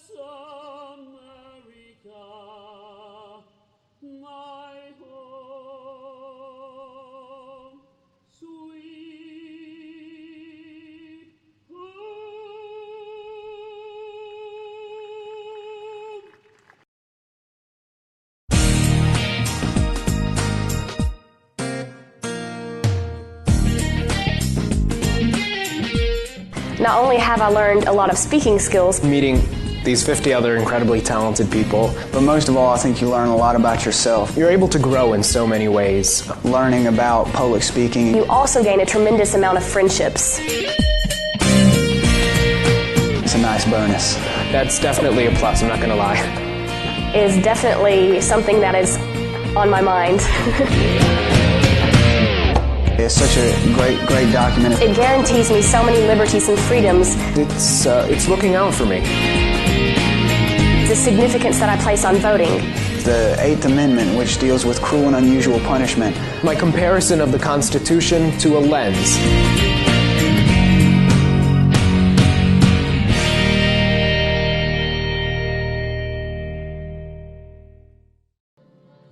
All right, welcome right back as we continue with our coverage with Frank Sinatra in the background. Reminds me of the days when I was spinning the records at WESX Radio in Salem, Massachusetts. Frank Sinatra night every Saturday night. Really? Absolutely. Oh, the whole night dedicated to him. Oh, the whole night. Romano, Cole, and Crean, the schedule hitters for Southington here in the bottom of the 5th inning, Steve. Yeah, you had to spin Frank Sinatra or else, right? That's right. Well, I'll tell you, one of the things I was talking about to you in the breakdown is the fact that in the championship series, the rules changed slightly, as you cannot re-enter a player. You go back to Major League Baseball rules, and this way you couldn't put a kid up who's a great bunter, like, with the bases loaded. Romano smacks the first pitch foul down the first base side. He's 0 for 1, struck out back in the 2nd inning. 5 strikeouts for Papore here in the game, and a total of 6 for Henderson as he struck out Gambino to end the threat with the bases loaded in the 5th. It's turning into quite a pitcher's duel between these two guys. Certainly is, but Papore's pitch count before this inning started was 57, so he's got plenty of pitches in the tank, so to speak. Papore into the windup, and the right-hander's pitch up high. In the past, and I'm just going to be quite frank about it, and I'll editorialize for just 1 second. In the past, you say he's got plenty of bullets left. But you don't want to say that anymore with our society, the way things are. Well, that's why I didn't. There's plenty of baseballs left. I just thought I'd bring that thought. Pitch in there for the strike call. And that's going to do it as Romano goes back to the dugout. That's strikeout number 6 for Papore, and Grant has handled him effectively. He's only allowed a couple of hits, 1 in the 1st and a base hit in the 4th inning. A little bit of a threat put together by Southington in the 4th when they got runners at 2nd and 3rd. And, maybe that hesitation cost them a run. Cost them a run, yeah. Yep. On an error. That's why, when Stamford had 2nd and 3rd, those are great times to have safety squeezes. A pitcher's doing really well. All you have to do is bunt it to the right spot. But a lot of hitters today don't like to bunt, but both of these teams have won games with bunts. Absolutely. Including Stamford last night. Berlingo got a great bunt down the left side. Scored a run to win that game. He scored one of them. So bunts win games. They really do. They get you on base or they move runners along. Yeah. Cole struck out his first time, called out on strikes. He's ahead in the count here, 2 balls, 1 strike. Grant Papore on the hill, and the right-hander's curveball bends in. The count goes 2 balls and 2 strikes. Well, I'm looking at this scorebook, Don, and from 7 down, Papore has struck him out every time up, so that's 5 within those 3 batters so far. Here's the offering. Curveball hit on the ground. Shortstop will go get it. That's Wainwright. Long throw and the stretch by the lengthy Gambino, and Cole is out. And that's what a tall guy does for you also. In addition to catching those balls that another guy might not be able to catch, he can stretch longer. Brings up Crean to the plate. Crean 0 for 2 here today. I was surprised. Now the third baseman moves up. Crean probably looking for some way to get on. Got to manufacture somehow. Yeah. Against a guy that's only allowed 2 hits. His walk total not bad either. He's only walked 2. It's been Henderson that's worked out of jams time and time again.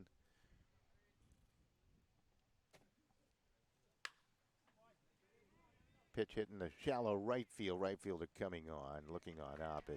Because Waldy, he'll make the catch, and that will do it for Crean and company. We're back with the top of 6 right after this on SportingNewsCT.com.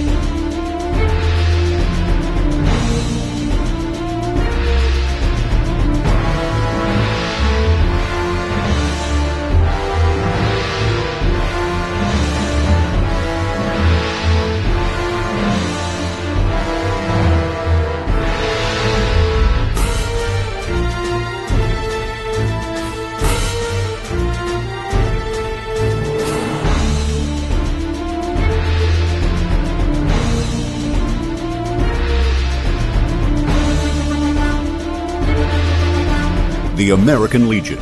We're veterans serving America. All right, welcome right back to the sixth inning we go. Interesting matchup. We've been saying that the entire game. Henderson, he forced Stamford to strand 2 in the first. They stranded 2 in the second, 1 in the fourth, Steve, and 3 in the fifth inning. So they've left a lot of guys on the base paths today at Stamford. Yeah, 8 runners left on base. Twice they had the bases loaded, or at least second and third or so. But they've been knocking on that door, and you got to expect at some point it's going to open. Hackett to lead it off here, 0 for 2, popped up in the foul territory, hit a fly ball out to the left fielder, Crean. Henderson with the 6 strikeouts. He's hit 2 batters today. Jaden Dawkins been hit by pitch twice. That pitch hit up the middle, and that is a single for Hackett. That's his first hit of this championship tournament. Did not play last night, and now he's 1 for 3 with a leadoff single. And again, they can put some pressure on. I got to think at some point, especially Matt Weirs, he's struck out twice. You would think they'd at least think about him bunting or a pinch hitter. Yeah, and he's 0 for 5 here in the tournament. And we're going to see a pinch runner. Pinch runner? I thought it was going to be a pinch hitter for running me. for Hackett, number 10, Mike Berlingo. So Berlingo, who did play last night, will run for Hackett, and he'll take over that designator spot. Yep. Berlingo is very quick. Yeah, he certainly is. So look for them. The question is are they going to bunt now this time? And I think they're going to do something, maybe steal here. I think it's a bunt, if I had to guess. Ware's looking for a hit. He's 0 for 2 today. Has been struck out twice by Henderson. Shows bunt and pops it up. Henderson makes a diving catch. They got the runner at first and a double play. Ware's popped it up. Beautiful play by Henderson. He ate a little grass for the double play, didn't he? The only thing is, when he popped up, he didn't realize that Weirs was already at second base. He had plenty of time to make that throw, and he a little bit of a hurry there. He making it. Probably thought he didn't know exactly where Weirs was, but he was already on second base. He didn't wait for the ball to, as we call, down angle. There was no down angle with that ball. This is a Cribb into the plate now with nobody on and 2 outs, so his entire mindset changes. Hits a high fly ball coming on the right fielder, and it's caught there by McDonough. So with the aid of that double play, Henderson making a nice play off the mound on a, well, they did not execute at Stamford. They haven't been coming up with a key hit at the right time here today. We'll be back with the bottom of 6. The American Legion. We're a powerful force for the nation. We're the largest veteran service organization in the nation, with 2.5 million members. And when you add to that the American Legion Auxiliary and the Sons of the American Legion, we have a family of 4 million members, working hard every day for our veterans, our youth, and our communities. Go to legion.org to find out more about the American Legion's commitment of service to America. You can say anything you want once you find those. President Roosevelt signed the Bill of Rights. I've always appreciated the American Legion. My gratitude to the American Legion. Thank you all of the American Legion. We have millions of veterans that are members of our organization. Thank you.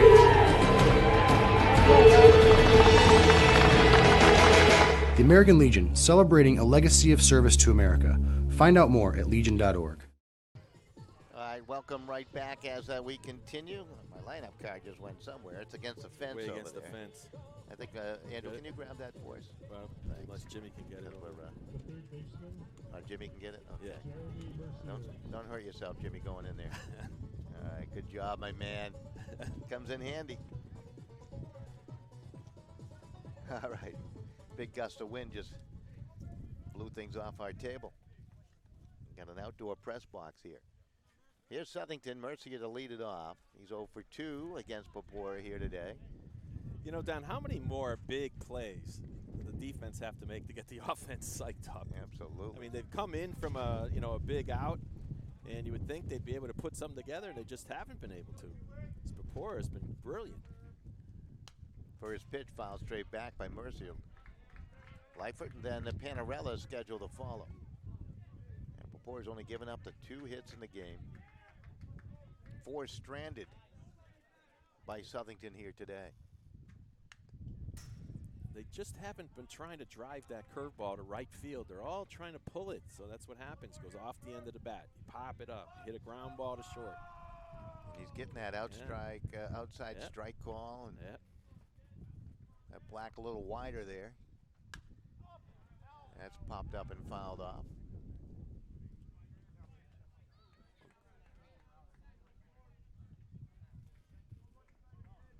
Dawkins in left, Cribben in center. Goswaldi, the right fielder defensively for Stamford.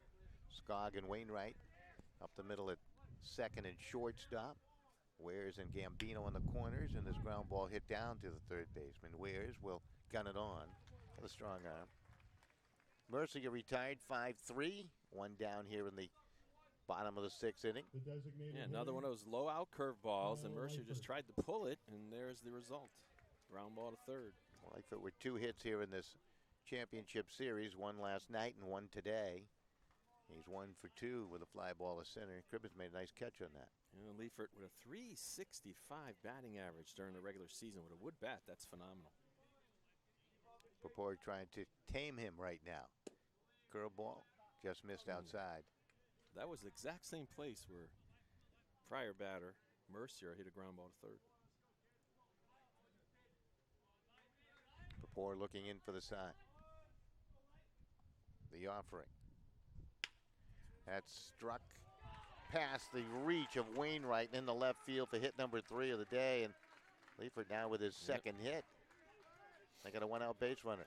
Well, last night, the bottom of the 6th was really lucky for Stamford as they got their 2 big runs to win the game. And maybe here it is now. I don't know how many pitches Henderson has left who will come out to work the 7th, but he'll have Dawkins, Skoggs, and Wainwright that he'll face in the top of the 7th. That's a tough task right there to shut him down yet again. It'll be the 4th time through the lineup. Yeah. So I think he was like 78 before that last inning. So pitching there for the strike see if call. I can find that out. Panarella today has hit a fly ball out and walked. They're caught in a pickle between third and home and tagged out by the catcher, Scrod. Well, official score, Dave Greenleaf has advised us it's 81 that Mr. Henderson's at. So Papor started this inning, I think, at 57. So he's now we have somebody warming up down the left field line for Southington. Papor looking in for the sign with a runner at the bag at first. Here comes a pitch to the plate, and that's in there for the strike call.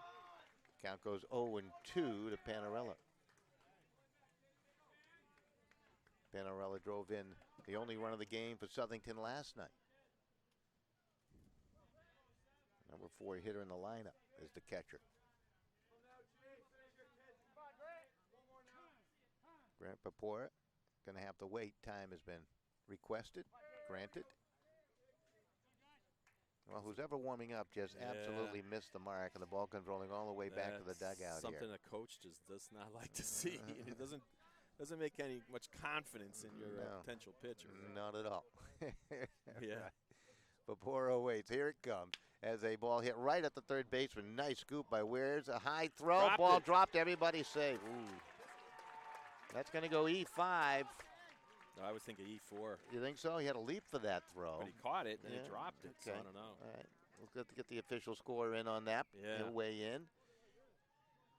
He's going to go E4. That's just because he likes you better than me. That's why he said that. See, being a former third baseman, I would have been very disappointed in my throw down to the bag. Yeah, now they're going to have a conference about whether it is. An out or not. Yeah. Well, let's see what they do rule here. That'd be tough to reverse at this point. Yeah, it looked like an error. I don't think he had it long enough to consider that a catch. Yeah. He's out or no? No, he's safe. He's safe, yeah. I see the Stamford side. I mean, the Southington side cheer for it, so you know that's the call. But I can't see him reversing that afterwards. It looked like the throw was up. Obviously, it was up. He had a jump, but he had it right in the glove there. I think he caught it in the heel. Yeah, and it just popped out. He might have been a little tardy getting to the bag, too, with Skoggs. But the question is, he didn't what's give him a great catch, target. right? The definition of a catch. If you Holding catch it onto in the the ball, air, yeah. and then when you land, you drop it, that's a no catch, right? Yeah, I would say so, yes. Just like if you catch a ball and you collide into a fence as you're running, and then you drop it, it's a no catch. So it's the Do we have a replay on that? Yeah, it's the definition of what is a catch. So McDonough will come to the plate. Base hit and an error has put 2 on here for Southington in the bottom of the 6th inning. And Grant Papour really facing his second piece of adversity in this contest. Got some help from the defense when Panarella was tagged out in a rundown between third and home back in the 4th. They had the bases loaded in that inning. So both teams have had a couple of chances.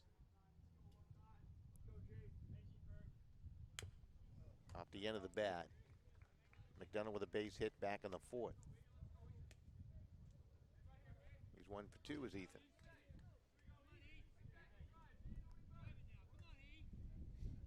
Southington with a win and going to play one more. Stamford wins, they'll bring out the trophies.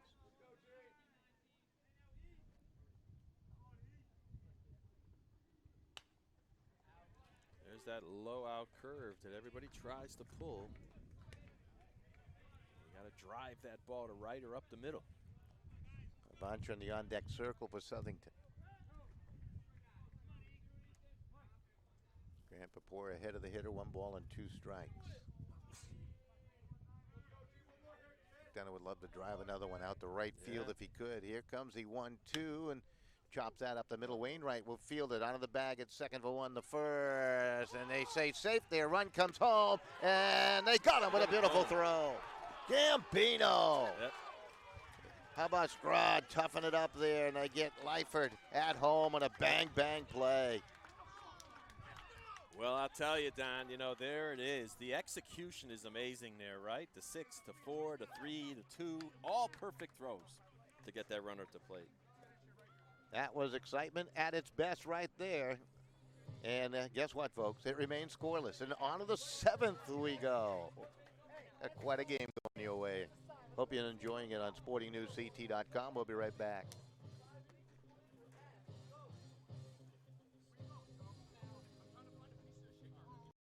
The American Legion, we're a powerful force for the nation. We pledge ourselves to our veterans, our youth, a strong national defense, and Americanism. These 4 pillars shape our work and what we do for America. We work relentlessly within our 4 pillars of service, and we succeed. Go to Legion.org to find out more about the American Legion's commitment of service to America.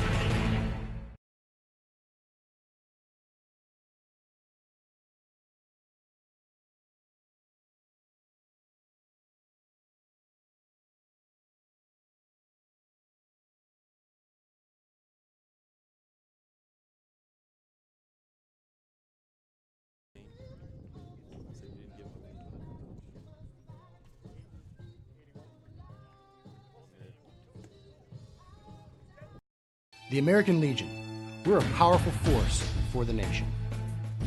We pledge ourselves to our veterans, our youth, a strong national defense, and Americanism.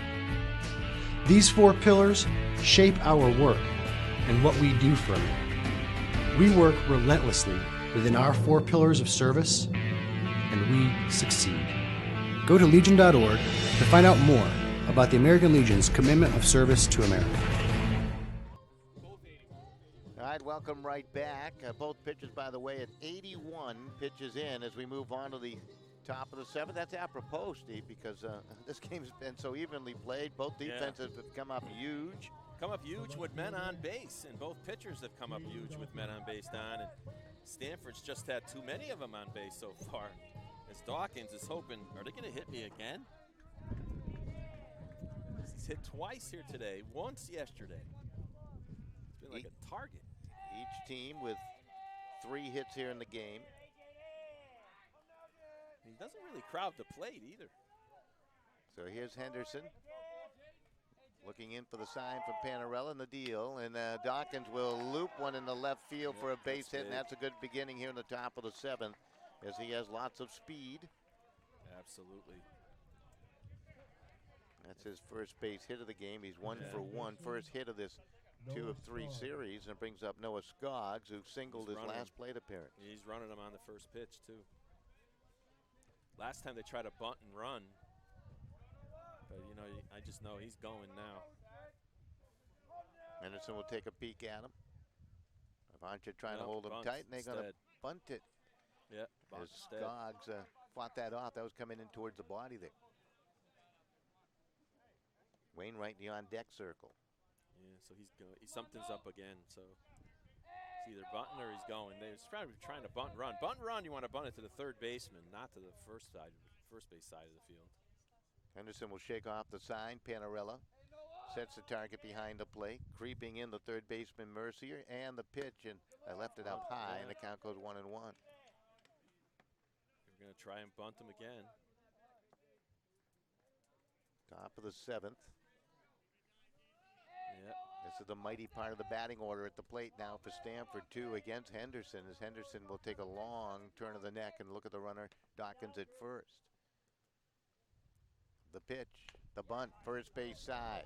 Fielded by Henderson, his only play, and he got it over to Avancha for the out.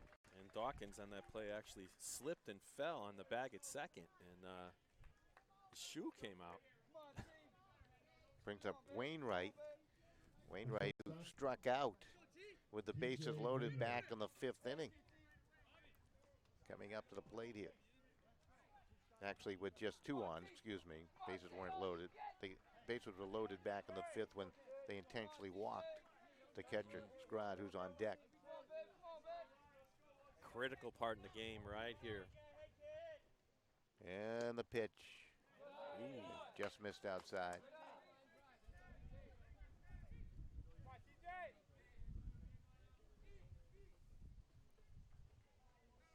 Panarella likes to throw the ball, so look to him maybe even to try to throw it to second to pick off the runner.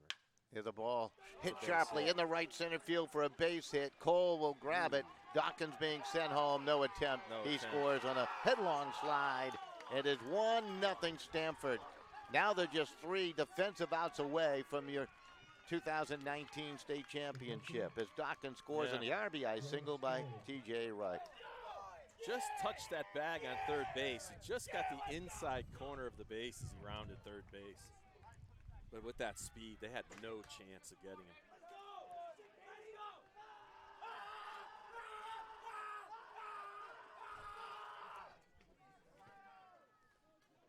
So 1-0, you score.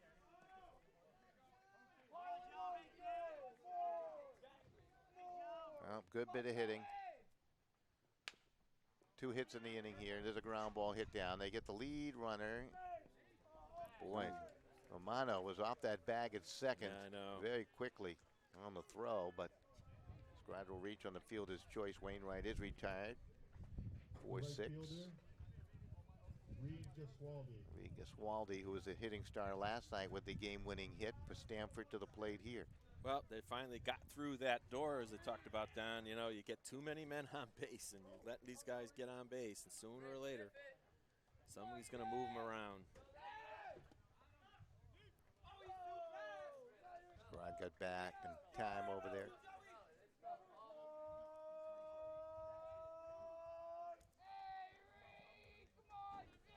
You know, looking ahead, Southington will have 6, 7, and 8 coming up next inning. Runner goes, pitch popped up and out of play.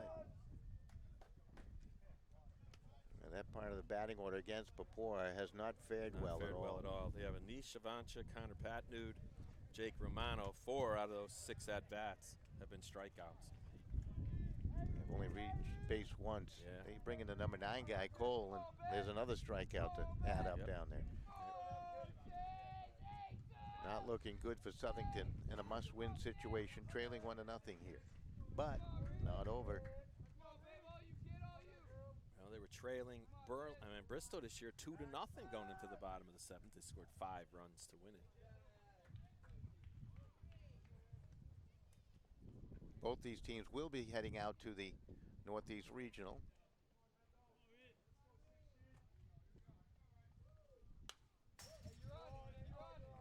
backstop here.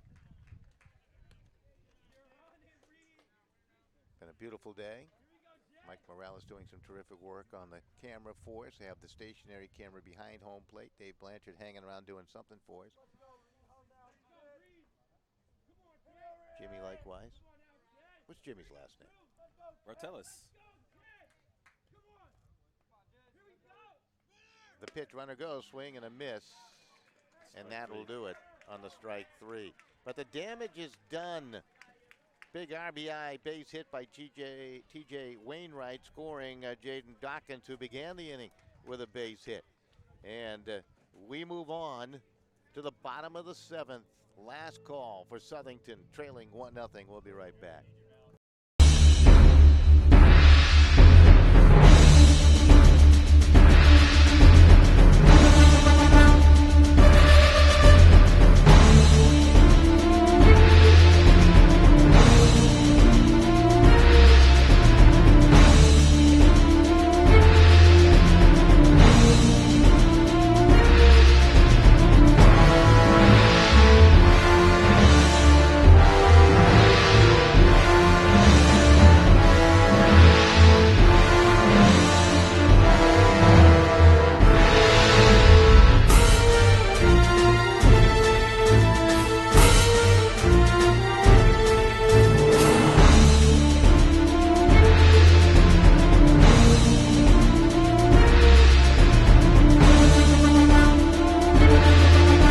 The American Legion. We're veterans serving America.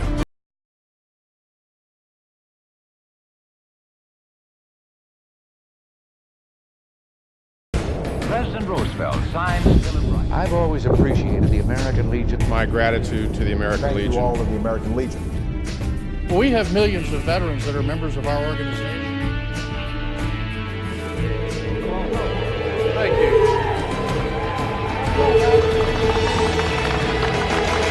The American Legion, celebrating a legacy of service to America. Find out more at legion.org. All right, welcome right back as we continue here to the bottom of inning number 7. And Avancha, the lead it off. He has walked and reached on a fielder's choice going up against Grant Papora. And of course, if Stamford holds on here, they'll have the awards ceremony. We'll try to do some post-game interviews, and also, of course, we'll do some interviews for the banquet after the awards ceremony is over. We'll talk to the winning coach, a couple of the key players. Grant Papora could be that guy for Stamford.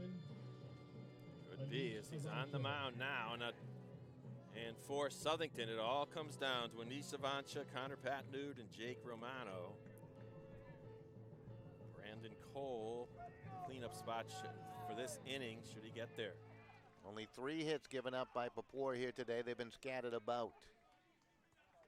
They've had chances, however. Has Southington on a couple of occasions. Just have come up empty. And the first pitch is inside ball 1. And Papora starts this inning with 81 pitches, so he could throw presumably, what, 26? Or no? Stamford has committed 2 errors here today. They are prone to committing an error or two. That ball is blooped right to Skog, racing over to make the play, and you have 1 down. Hatnode stepping up to the plate. He has struck out twice. Yeah, he has 23 pitches remaining, so he's got enough to get through this inning for sure. I think we're going to see a pinch hitter come in for Southington, and that will be Brendan Kavanaugh. Number 17, Brendan Kavanaugh. So Kavanaugh to hit. Well, both these teams, you said, Don, even the team that loses this game still goes to the Northeast Regional. So the road to Shelby is still alive for both of them. Absolutely. They will play games 1 and 2 of the Northeast Regional. 2 Connecticut teams featured early in the day on, what's that, Thursday it starts, yeah, right? I think so, yeah. Maybe we'll go up there Thursday and check those games out.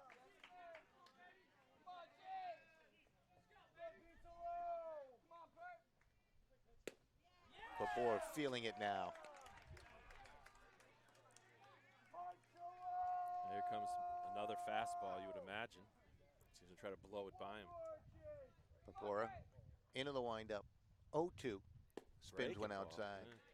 Surprised. He haven't even swung the bat yet, right? Romano in the on-deck circle. Southington, the defending champs. Just missed. Ooh. Count goes 2-2. Just missed. Outfield remains straight away here. They've gotten some great play from Cribben in center. Giswaldi's had some clutch hits. Dawkins has just done it all. And the pitch to the plate, that's it. He's going to go take a seat. Called out on strikes. Just watched it. That's why I said I wasn't even bothered with the curveball. 7th strikeout for Papora. He got 2 down, and it's all up to Romano to keep it alive, and he has struck out twice today. Yep.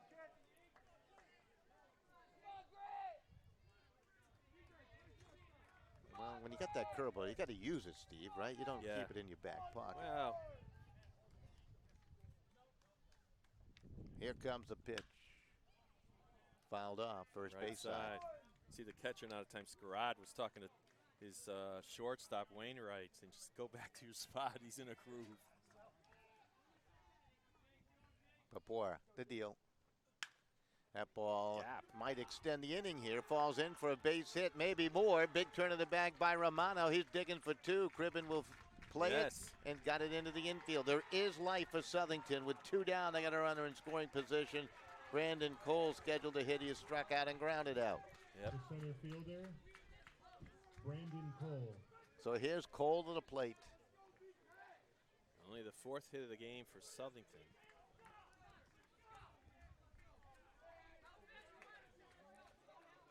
That's why I think the catcher came with 2 strikes too, didn't it? Yep. The thing that Scarad wanted to do was keep the pitcher on a roll. Got slowed down a little bit there. So Papora is going to have to work again. Yeah. He has done a nice job against Cole. Comes right at him. There's a fly ball hit the right. It's going to carry. Giswaldi going back. It's over his head. He'll make the catch on the run in right field. Stamford, your champs in 2019. Reed Giswaldi. Boy, I'll tell you what, Cole gave it an effort there. But Stamford victorious. They score the only run in the 7th inning. RBI to T.J. Wainwright. Grant Papora, brilliant 4-hitter. Well, a fitting ending, Don, to a great series here between these 2 teams, right? I mean, inches away from tying the game up, and Giswaldi makes that running catch when he ends up in the right center field fence. Incredible. All right, let's take a quick break, and we'll be back. Why don't you and Jimmy do a little post-game recap here, and I'll get set up for the ceremony down below. Okay. The American Legion, we're a powerful force for the nation. We pledge ourselves to our veterans, our youth, a strong national defense, and Americanism. These 4 pillars shape our work and what we do for America. We work relentlessly within our 4 pillars of service, and we succeed. Go to Legion.org to find out more about the American Legion's commitment of service to America.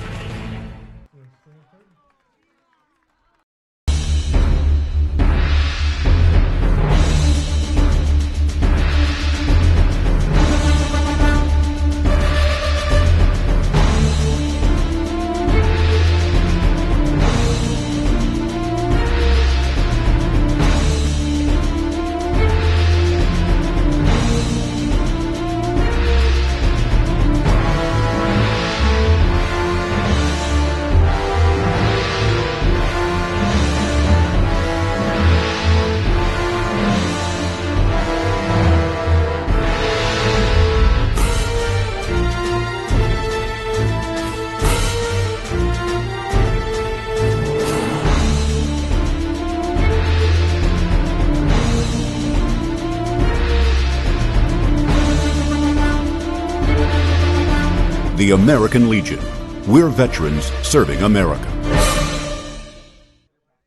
All right, back here at Seppa Field in Meriden, Connecticut, with Stamford has just defeated Southington by the slim score of 1-0 to take the Connecticut American Legion baseball state title. And Jim, looking back in this game, you know, pitcher's duel to say the least.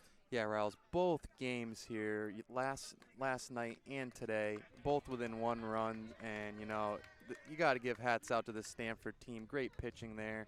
And how about the kid Dawkins, who got hit twice, and then his last at-bat, he rips that ball down the left field line, gets on, you know, they bunt him over, a little small ball, and then Wainwright hitting that big hit down the right field line, and only a 1-0 game. And, you know, you feel bad for this Southington team. They've come all this way, but they do get that bid at getting to go to the Northeast Regional. Yeah, then you had Jake Romano with the big double with 2 strikes, 2 outs for the defending state champions to try to get somewhere in scoring position, and he does. And then a deep fly ball hit by Brandon Cole, who was a sleeper in the 9 spot. Normally he's the 5th batter. It's that deep fly ball to right, and Giswaldi comes up big to catch that ball a little bit more. It would have been a tie game. We'd be going extras. Yeah, it was, you know, Southington did not go down without a fight.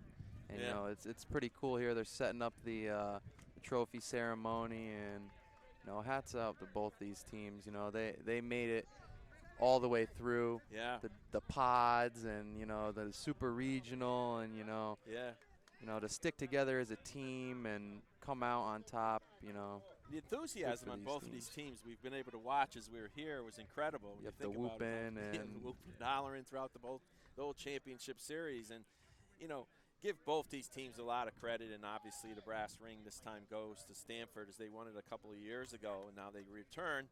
And Southington will return to the Northeast Regional, which is fitting that they get a crack at the road to Shelby. Continues for both of these teams, but Stamford gets it this time. Southington got it last year. So, you know, what a great game tonight. The pitchers duel, Ryan Henderson, you know, how many guys can you have on and get out of it? Yeah, you know, he had just starting off the game with 2 walks, and it just started off with that, and they magically get out of it.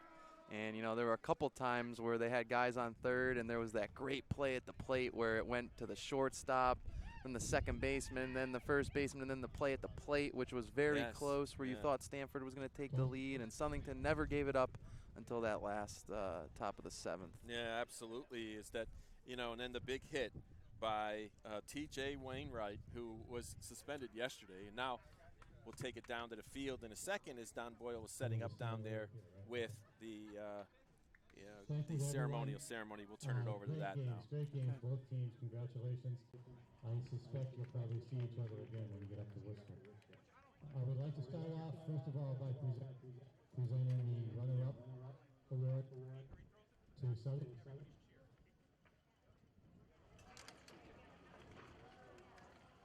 You got it? You got it? I gotta stand up. So, Carl Remains, please come out and get your... Sean Green. Susan Mercier. Kyle Lightford. Yeah.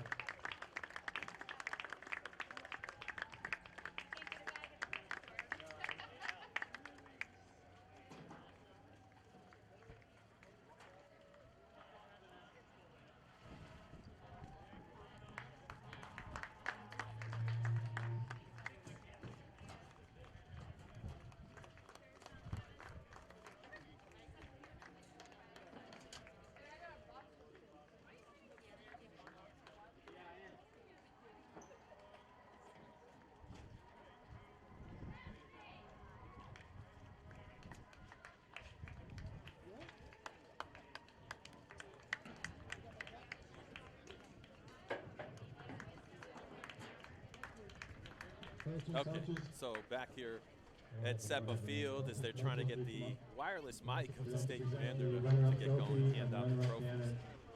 To the coaches from Southington. They're going back down to the field now.